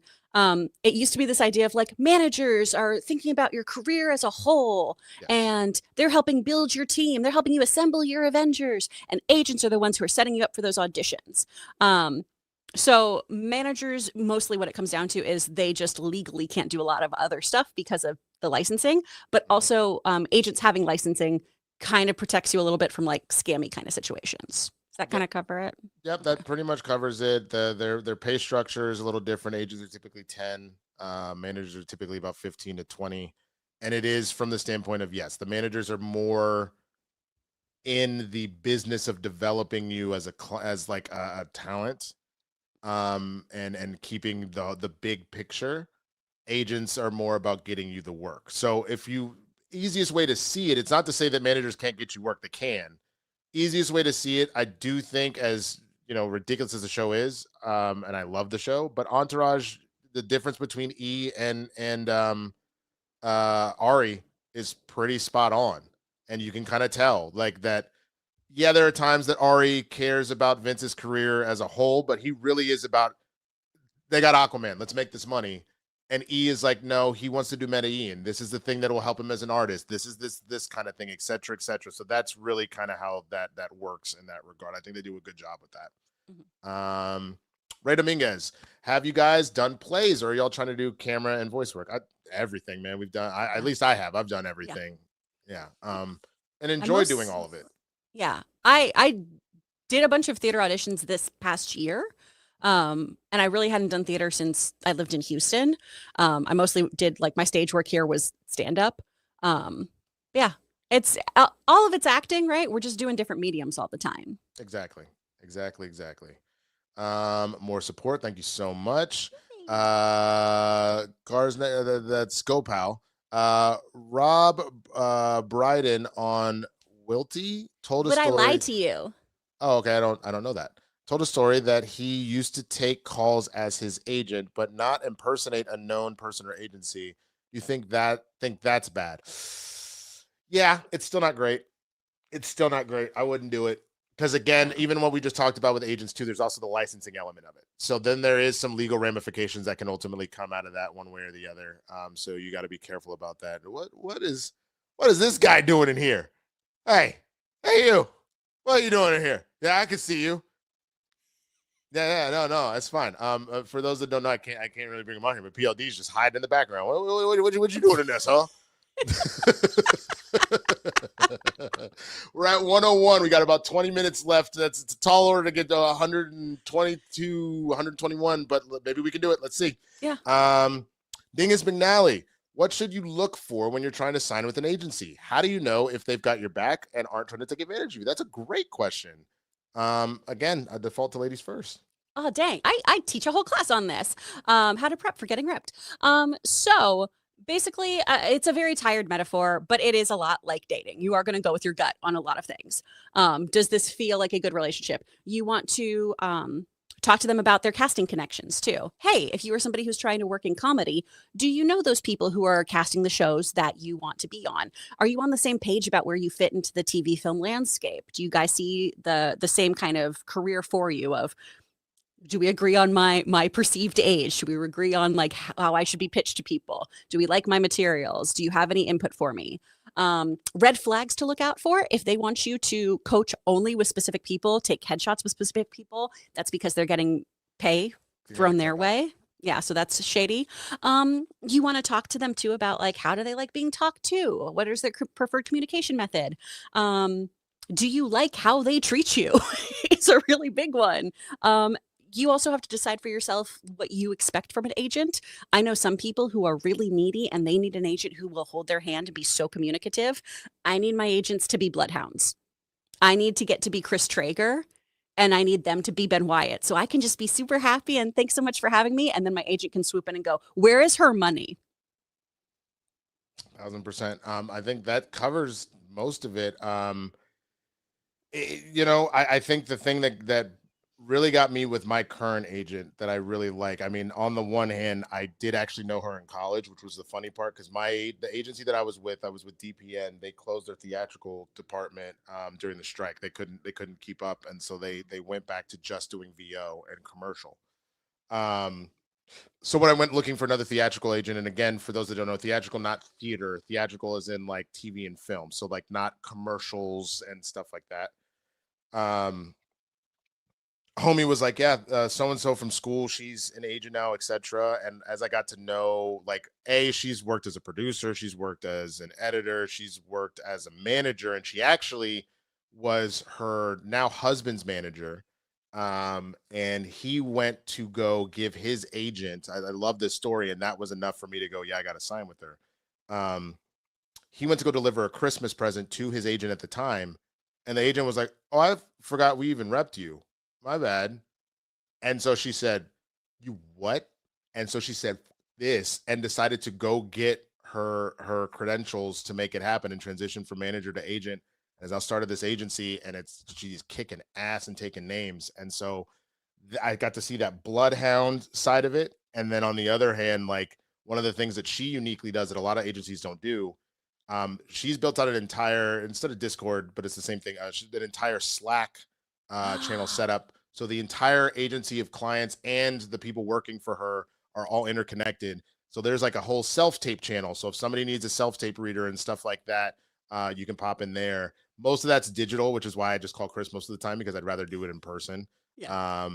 But you've got that. You've got people that are collabing on stuff. If people have projects going on, they can do it that way. If all sorts of stuff that's built in there that also allows for any sort of communication you need quickly with her or anybody in the agency. And so her main thing is, I'm gonna bust my ass for you, so just stay in communication. Here's an easy way to do that. And she, and that for me, you showed me all the signs that you're gonna work extra hard for me, so it's gonna make me want to work extra hard for you too. So those, I think, are the main things you really want out of an agent. Text So. Winston about a referral to his agent. Damn it, dude! I thought if I had known, they just closed submissions. Fuck. Okay. Oh no, that's okay. That's all right. But I will talk to her, because again, I know her. If anything opens up, I will immediately be like, you need to talk to Chris. Thanks, buddy. Immediately. Yeah, I got rid of all my theatrical people. I didn't know that. See, if I'd known, I would have thought they 1,000% of the start of the year, they were like, okay, if anybody has any referrals, and I sent one in and she got signed, which is great. If I had known, I would have 1,000% submitted you. That's okay. That's why you gotta tell your friends shit. That's my fault. That's all good. It's all good. KJ7457, could Steven Universe be a live action series or film? Never seen it, so I can't speak to it. Oh my gosh. It's so beautiful and wonderful. I think you guys would really like it. That potentially could be a fun couple show for y'all. Because I feel there's some anime influence and stuff in there. And it's also very musically charged. It could be those things. It could be a live action series or film, but it's so good. It's kind of the same idea of when they made Avatar a live action series of like, yeah, cool, that's fine. You can do that. But this perfect thing exists. Oh, it's POD as a kid? He says, Steven Universe is so adorable. My son is showing me now. Wait a minute. Someone had sex with PLD? You had 3 kids. What the hell? You had sex 3 times? Were they triplets? They must have been triplets. You got it one and done, didn't you? Charlie Thompson 9167, have you seen The Voice of Henry Job yet? It's proof that is I have not seen it. I have heard really good things and I'm very excited to check it out, but no, I have not seen it, so I don't know. No. Pat for President, Chris, have you seen Real Shorts videos posted by voice actor Shelby Young? They're so cool to watch. I'm so excited to see all of her success. Oh my gosh, Shelby's incredible. If y'all have not seen her stuff, she breaks down how to do different voices. She, I think, first went viral for showing how she could go through different Disney voices on her phone. And like pitch down and be like, if I start here, I can do this. And then if I add this dialect, I can do this. She has tons of robot voices throughout so many animated projects. She does sound-alike work. She's killer. She's so talented. Nice. Hell yeah. All right. Hi, Winston and Chris. Love y'all together. Thank you. Thank you. Sorry to hear you weren't excited about Avengers Doomsday. It's number 1 on my list. What could the MCU do to get you more excited? In all honesty, if everything just is firing on all cylinders this year, you really don't have any misses, I would be super geeked. And I'm not saying that I'm not into it. I've just, the hype that I normally have had for Avengers movies is just not there like it was in the past. And I think Chris is right. I think part of it too is we haven't necessarily had a proper build up to this. Like by the time we got to Avengers, it was like, here's the origin stories of all these Avengers. Oh, damn. Then you got to Age of Ultron. It was like, okay, we went through all of their kind of sequel movies and they're coming back together. And it's like, okay, damn. And by the time we got to Infinity War and Endgame, we're fully looking at the Infinity Stones. We've met Thanos. We've like all that kind of stuff that it's like, this is it, bro. This is it. I just don't feel that quite yet. And just having the Fantastic Four ship came through a portal at the end of New Avengers and Dr. Doom showed part of it, the side of his head at Fantastic Four isn't enough for me to go, oh, I can't wait. But like Spider-Man, because those movies have been consistently good, I'm like, hey, yo, like, what do we do now? Like, I just don't have the anticipation as previously because we haven't set it up properly, I guess. Yeah. Pat for President, joke. Disney announced that Marvel will replace Blade with double-edged sword. That was good. I like that one. I like that. Well done. Pat for President, breakfast. Yoshimitsu 5537, Winston, you and Kristian should react to Sisu. I saw the second one as a screen unseen, and I was confused, but I was like, this is insane. This is like I think he's Polish or whatever. He's like Eastern European John Wick. It doesn't make sense, the stuff he's pulling off in the sequel. So I would certainly love to watch the first one. That'd be fun. Seattle KO, what's your usual routine or ritual before you film a scene? Great question. Do you have one? A little bit. I normally will do my main thing is music. I have a pump up playlist that I play for myself. And then part of my creative process when I'm getting ready is I actually do a couple of things. I do a journal entry. I will go through the script and like write down all the different points of stuff that might be important to keep in my head. And then I'm big into making a playlist for whoever this person is.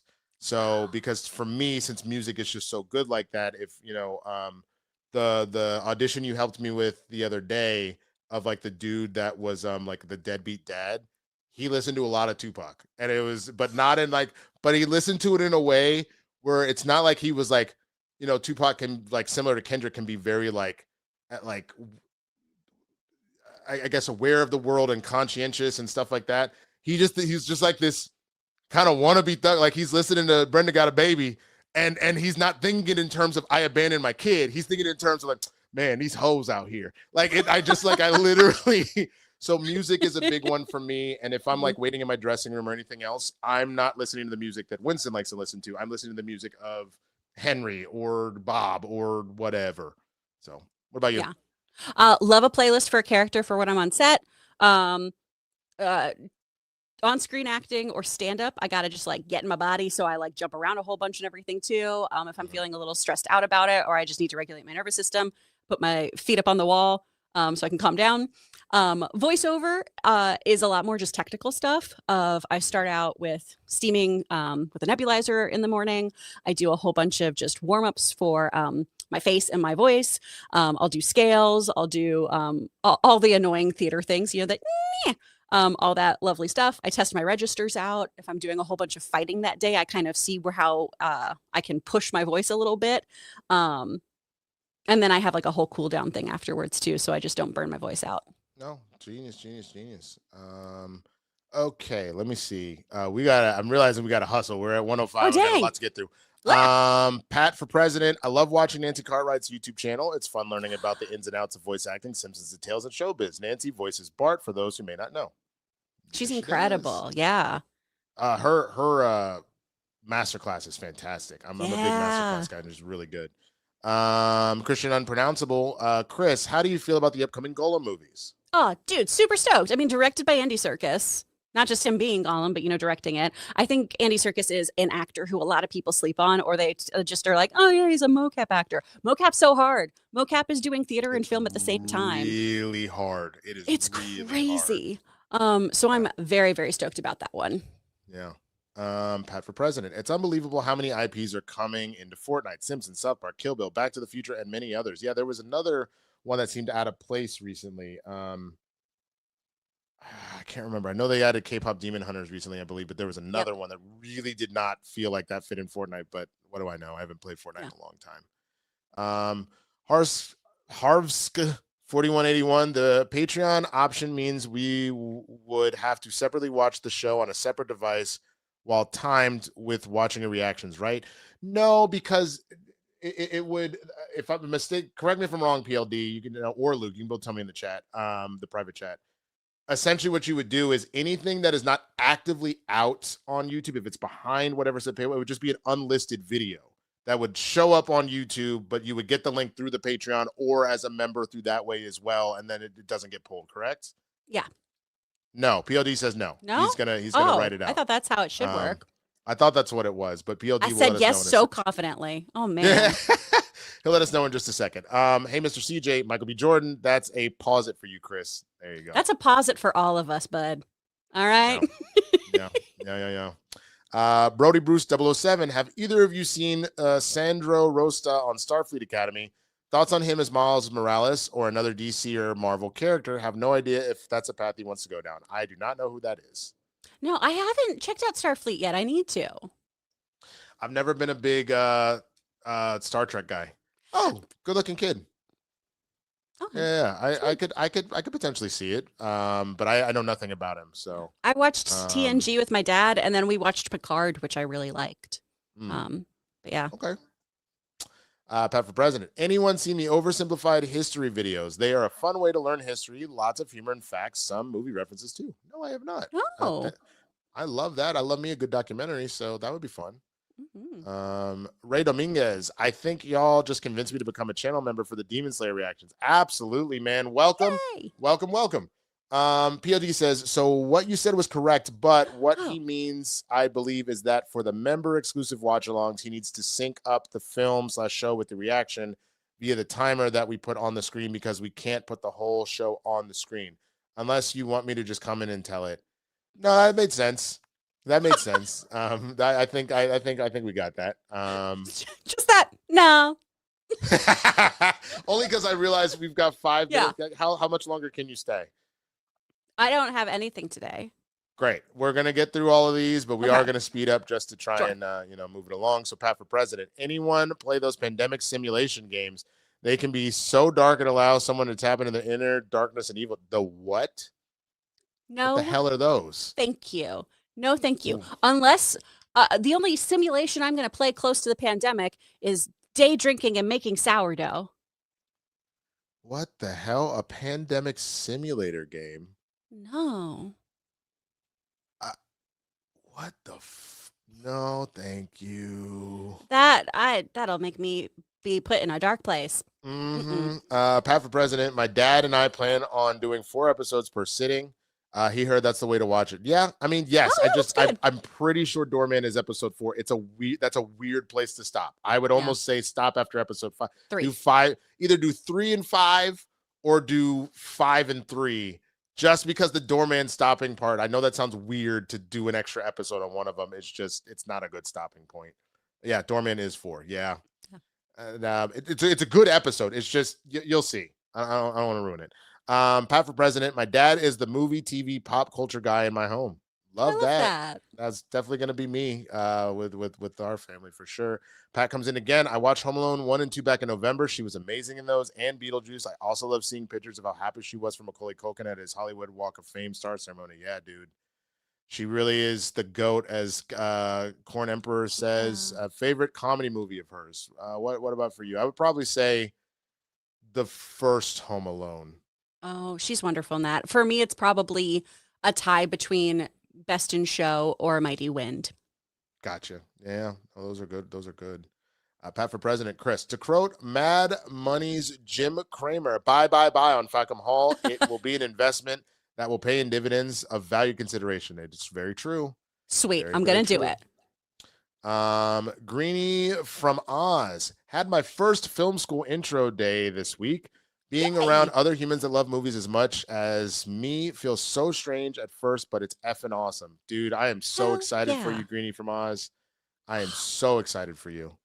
Dude, that's awesome. Once you find film people, like it's like every day. I mean, film work is hard work, but it's like being at summer camp where you're just like, hell yeah, everyone here is as stoked as I am about this kind of stuff. Let's go. Absolutely, man. Gopal, in the vein of Trevor, can you do scoos, Chris? Scouse and no. Scouse. I don't know. So it's a British dialect. So my dialectical prowess, I can do RP, received pronunciation. I can do Scottish. I can do some Irish. We're working on it. I can do a little bit of Aussie, but I lean more towards New Zealand because I watch so much Flight of the Conchords. And then I'm pretty good at regional US stuff. And I do a decent Russian. But like all the intricacies of the British nation of the UK, I sound very Dick Van Dyke. Gopal, the shadow in my head becomes the phantom, the ghost who walks. I'm not sure I've seen the Zane film, but Defenders of Earth was big in my youth. I saw the Zane film. That's the only thing I have with the Phantom. Me too. Yeah. So Fiona George 95, Catherine O'Hara RIP. What a shock, such a legendary actress. Absolutely, man. Jeez. We got IRI Hunam sending love from Aotearoa, New Zealand. I think I said that Ooh. right. But hello from California. Oh my gosh, Thank what you. time is it? It's like 4 a.m. for you? Probably. Dang. And probably out here being like, why don't you just say the see you next Tuesday? What are you making such a big deal? It's not a big deal here. Pat for president. I have been doing genealogy since 2008. I was 11. Wow. I started a family tree in 2011 on Ancestry. I have over 15,000 names in my tree. Dude, That's so that's really cool. cool. That is really Whoa. cool. Man. J Morgan 3977 just saying, hey guys, favorite comic book movie. Oh. It's so vast at this point. Yeah. Probably either The Dark Knight or Into the Spider-Verse at this point. Oh, yeah. I'd probably go Spider-Verse. Or honestly, the Spider-Man PlayStation game, I think is kind of like the best Spider-Man movie. It's up there. I mean, yeah, which is part of the reasons why I'm pissed about the whole PlayStation thing. That's I fair. really want to finish Spider-Man 2. I was cat sitting for my friend, and he has a PS5, so I was like, I'll just start it. And I was like, I shouldn't have done this because now all I want to do is play this goddamn game. So if anybody out there wants to loan me their PS5 so I can play Spider-Man 2, I play pretty quickly because I get into ADHD super focus holes and I will play games for 12 hours at a time. Pat for president, favorite superhero cartoon. I adore Spider-Man, the 94 to 98 series, the 90s X-Men cartoon, X-Men 97, Spectacular Spider-Man, and Teen Titans. That's a great list. It's a great list. Definitely the X-Men animated series for sure. I did love the Spider-Man animated series back in the day, but I would say Batman the animated series was bigger for me. That Justice League Unlimited run, Yes. Teen Titans for sure, Young Justice. Yep. Old school Ninja Turtles. What else you got? Can we count Darkwing Duck? Is he a Yeah. superhero? Yeah, sweet. I would add that in. Yeah, I would all of the ones you just mentioned though. Yeah. Peter Parker from the Spider-Man 94 cartoon was my first crush. The Powerpuff Girls. Hell yes. I love Absolutely. that show. Love that show. The G-Man 8119. Hi there. I survived the snowstorm. Yay! Hell yeah, sir. Glad to hear about Wonder Man. I'll watch this weekend. Winston, John Harbaugh, now the New York Giants head coach. Our Dallas Cowboys are in for a battle. Maybe. Only thing I'll say is yes, he is a extremely talented tenured head coach. If he has an Andy Reid resurgence, we're in a lot of trouble. But is there a world where maybe the world has passed him by a little bit? I'm very curious to see what happens, man. But we will see. We will see. Oh, Dip, we didn't say Batman Beyond. That was a huge one for me. Static Shock. Static Shock too. Yeah. Christian Unpronounceable. Arnofsky is dead to me now. If you know, you know. I don't think I know. I don't know. Kingsport Cow for Joseph Ashley 4122. He-Man trailer thoughts. I actually haven't seen the trailer because I never watched He-Man, so I wasn't super. Oh. I have to go see this right now. But everybody seems to be excited about it, right? I think it looks very cool. Also, sorry if you guys can hear dogs snoring. They're really going crazy. But the trailer looks really rad. My only experience with He-Man has been like the tertiary stuff I've known from like the Christmas special between him and She-Ra. And then like the remake that they did on Netflix. But I think it looks cool. And that Nick actor, gosh, he's swole. He got jacked to be He-Man. All right, bet. I'll have to check it out then. Oh, apparently Darren Aronofsky did an AI animated series. Oh, dude. Ew. Yeah, that sucks. You hate to hear it. You hate to hear it. Who's your pick for Best Picture? Let me look at the nominees. I don't remember off the top of my head. Best Picture I mean, in my heart, it's Sinners, but yeah, I mean, in my heart, it's also Sinners. I knew that much, but I don't. It's probably going to go to One Battle. That would be my guess.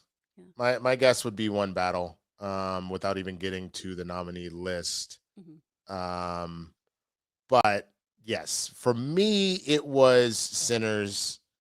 The only other thing that maybe, but I've really been hearing more about the performance than the overall film. just because of how hoity-toity the Academy is, maybe Hamnet. True. But I think it'll probably be one battle. Yeah. And I wouldn't hate it if it did. I just wish it were Sinners. That's all. Yeah. DBS Galactic Patrol arc and BOG arc remastered for the win. Let's go, bro. I cannot wait. We're finally getting Morrow. It's going to be so good. Oh, God. I am so effing excited. Oh, I'm so excited. That was probably the biggest news that I got this week was that. I take it or leave redoing a rematch. So Dragon Ball Super is coming back. The next. Oh, okay. They ended at the Tournament of Power for the anime. That was the end of the series. There were talks about it coming back. The manga's been gone for a while. Hopefully, the manga's coming back soon. But the next arc after the Tournament of Power is Moro, who is like this evil wizard that essentially is able to, kind of similar to a cell, sort of, where he can like absorb people's essence and abilities and all that kind of stuff, except infinitely more deadly, thousands of years ancient. Like it is an insane arc, but it might be my favorite Dragon Ball arc, period. It is so good. So to know that we're getting it animated, I cannot wait. Dragon Ball Z and then Z-Kai are all I know. Fair. Okay. You should watch Super for sure. Okay. Dark Smirk 1. Do you play Marvel Rivals? If so, main 3 you play. I haven't been playing in a long time. I was just talking to, for those that remember Dwayne Burke from the Schmodown and everything else, I was just talking to him about it. I want to play it because I've heard that Deadpool apparently is all 3 classes. He's a Vanguard and a strategist and a duelist. So I'm so curious about that. I'm curious about Rogue and Gambit because I've missed the last like 2 or 3 seasons, so I got to get back into it. Do you still play, or did you play? Logan plays it, and I watch. I'm furious because I tried to get an audition in for Rogue because a student of mine sent it to me, and I was like, "Yo, Mike, you gotta get me in for this." And he was like, "I don't have any contacts here." I was like, "You better find a contact today." All of a sudden, you're like, I might have to, might have to pretend that I'm my own agent. I just do a quick like, "This is Chris. I'm calling for Chris Carr." Yeah, but Logan usually plays as Rocket, Wanda, or Doctor Strange. I try to make him play as Jeff the Shark as much as possible because I love that little guy. Jeff is fun. My mains were Magneto, Iron Man, Invisible Woman, and I can't remember who the 4th one that I was playing, but those were the main ones that I was playing. Man, they really caked up Sue. Whew. Bro, and in her Malice outfit, oh God. Goonin. Okay, Pat for President. Favorite animated shows. I love Lilo and Stitch, Kim Possible, classic Simpsons, classic Family Guy, Jimmy Neutron, Fairly Odd Parents, classic SpongeBob, Billy and Mandy, Foster's Home, Phineas and Ferb. Animated as a whole, I mean, all of the stuff we mentioned previously with the superhero stuff, throw in South Park in there, throw in the Boondocks in there, throw in Courage the Cowardly Dog and Dexter's Lab. Anything else for you? I mean, Avatar would be in there for me. Sailor Moon was a big one for me. Oh gosh. All the Dragon Ball Z stuff. Yep. Oh, me too. DuckTales, and genuinely, like the 2018 DuckTales is so freaking good. It's so excellent. It's so fun. Everyone kills it on that show, and it's what we make people watch when they want to do Scottish dialects. Is we're like, you gotta just listen to David Tennant be the most Scottish he's ever been as Scrooge McDuck. All right. It's so fun. I'll have to go ahead and check it out. Also, so Ryan's goes, so technically Teenage Mutate Ninja Turtles. Yes, Ryan. Technically, yes. Yes, sir. Israel Zerg, Winston, try Promised Neverland, awesome thriller. Okay. I don't know what that is. Let me write that down. Is that a thriller anime? Promised Neverland. Oh, maybe that was to do with Christmas. Promised Neverland. Okay. And then what was the other one I was supposed to do? I already forgot. I said you should do Erased and Freerin. Erased. Yep. And then Freerin. Okay. Paul Hitchcock. How do you make antifreeze? Take her blanket. Oh God. Greenie from Oz. If you had a really bare bone skeleton crew for an indie shoot, What would you say are the most important people to have roles to fill? Craft services, first and foremost. I mean, Crafty so important. You need to have a DP who like truly knows what they're doing. a DP that can also double as crew if push came to shove. Yeah, who can like do grip work. They can do lighting and can do basic grip work, which we've done. We've done all that before. Somebody that can kind of jack Swiss Army knife it. Yeah. Sound. And sound. I would say those are the only two absolute must-haves, and then your actors, hopefully one of them helped kind of co-write or something, or wrote it or something like that, and then another one could be the director. Like, you can kind of do it that way, one way or the other. But yeah, I was with some buddies of mine for years. It was just the four of us. Two of us were actors. One was an actor growing up. It was one of my best friends, but he really kind of went into more of like a kind of producer kind of grip role. And the other one was more of a director DP. And then we just kind of the four of us made it work a lot. We did, if you ever want, I want to say it was Apartment 55 was the name of it. Let me see if I can find it really quick. But yeah, we did that web series a long time ago. And then we did a bunch of like comedy sketches. They helped me do Hood Ass Yoga, if anybody's seen that on my channel and stuff like that.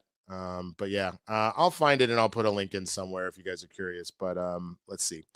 Pat for President. I adore Cyber Chase, Arthur, American Dad, Dragon Tales, Maya and Miguel, King of the Hill. Do love King of the Hill. I was actually watching that last night. And Danny Phantom. I used to love Caillou as a kid, but now he annoys and aggravates me so much. That's hilarious. Oh, bald ass so-and-so. Oh, and everybody business. Catherine Hahn as Mother Gothel. Since there's an article, what are your opinions? Oh, we talked about this. We did a couple weeks ago, right? Yeah. No, but you know, I'm here for it. I mean, it sounds like she is playing the same thing as what's her name? Agatha. Yeah. So I'm here for it. Fiona George. Now both parents have passed. Damn. Oh, that's really sad. King Sport. Do actors dislike people who get discovered? Not cool ones. Yeah, ones that are cool, I'm okay with, and it always just depends. It depends on what that story is, because a lot of times people that are discovered are actually have been hustling for a while, and so it's not an overnight. It's not an overnight sensation. They've been doing stuff. I think the rare times where that happens, more or less, it's either you're a nepo baby, in which case I don't love it, but if I look up and I'm like, yo, but this person's actually really fucking talented, then I don't care. Yeah. And then the other time that I can think of those type of discovered tend to be more like open casting calls, and that's like the girl that was in Hairspray. I remember that was a big story when she did that. Same thing. I'm sad that like it didn't go how she wanted, but like Kelly Marie Tran, who played Rose, same thing. That was another kind of open casting call thing, and she and booked that. So it just depends, I guess. It's cool actors too are rooting for each other. What's meant for you is meant for you kind of thing. So even if we're hemming and hawing on here about like, oh, I should have gotten that, or I missed out on that audition, it goes to typically who deserves it. And that's 9 times out of 10. You're just happy that somebody's succeeding at this crazy job. Absolutely. Yoshimitsu, oh my God, Sisu 2 without one must have been so extremely confusing. No idea what was going on. And that's part of why my fiance hated it. But I was like, I'm confused. It didn't really make sense, but that was insane. You flipped the tank with a mine. I don't understand how you did that, but sure. Like, and not like, oh, flipped it and it's destroyed, as in like a tank that you were driving, you flipped it over a barricade to keep driving. I was like, sure, why not? Pat for President, support train sustainment. Thank you so much. Pat, you've really been coming in hardcore today. Appreciate you so much. Unheard Sirens Incorporated, RIP Catherine O'Hara. I recommend checking out some SCTV today, like Canadian SNL in the 80s. Good stuff. Absolutely. Favorite Pirates of the Caribbean character? Mine is Barbossa, followed very closely by Jack. Haven't seen it in a long time. Probably Jack. Jack or Jack the Monkey. Oh, Jack the Monkey. Yeah. Oh, yeah. Corn Emperor. Y'all young. Gadget from Rescue Rangers. Loved Gadget. Did love Gadget. Absolutely. What else? Spider-Man 2 is on Steam now, Winston. Yeah, but I have a Mac. So unless they have decided to open that up, which a lot of times they do not, Spider-Man 2 Mac. Yeah, I would have to run a bunch of like extra stuff. Maybe one day. I don't know.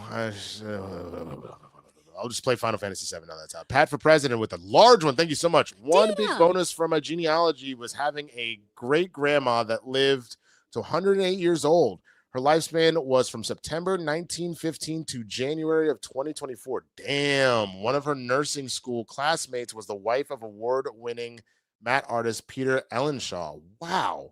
That's so cool. That's really cool, dude. Dang. The G-Man, R.I.P. Catherine O'Hara, absolutely. My local NBC affiliate ran SCTV for after SNL. Her Lola Heatherton character, the dysfunctional Vegas performer, was brilliant. Oh, dude, I gotta look that up.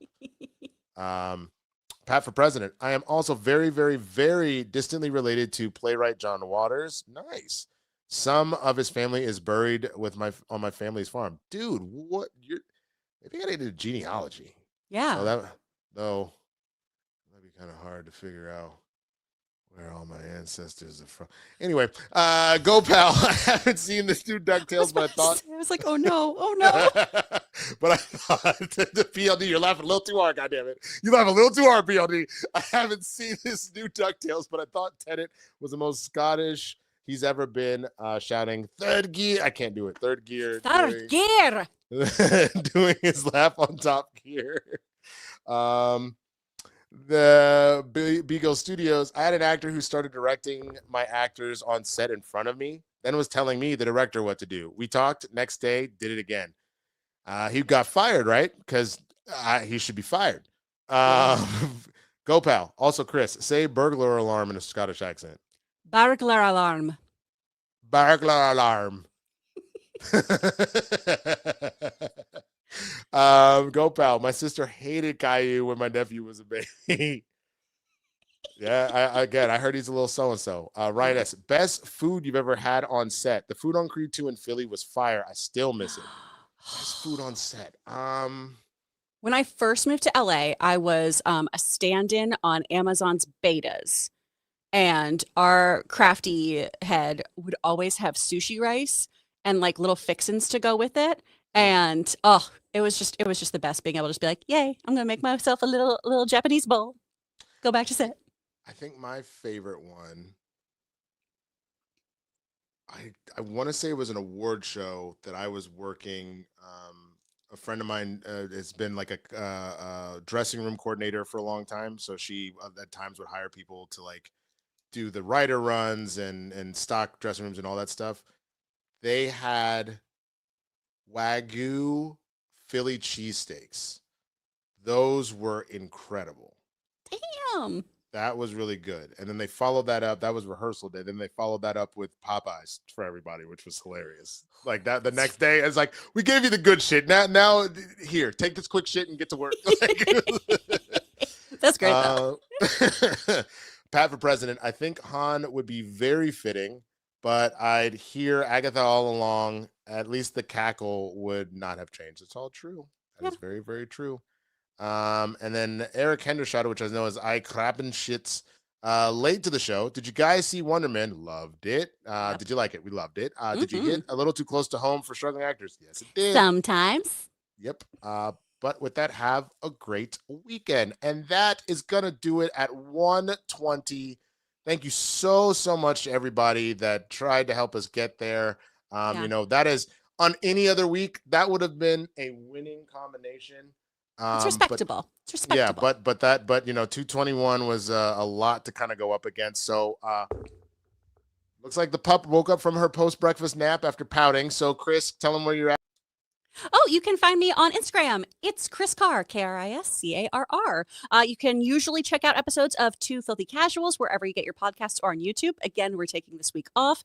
And if you want to know anything about voice acting or dialects, head on over to speakfriendstudio.com. My intro to VO class starts February 3rd. Woo! And hold on, she's getting antsy. Come here.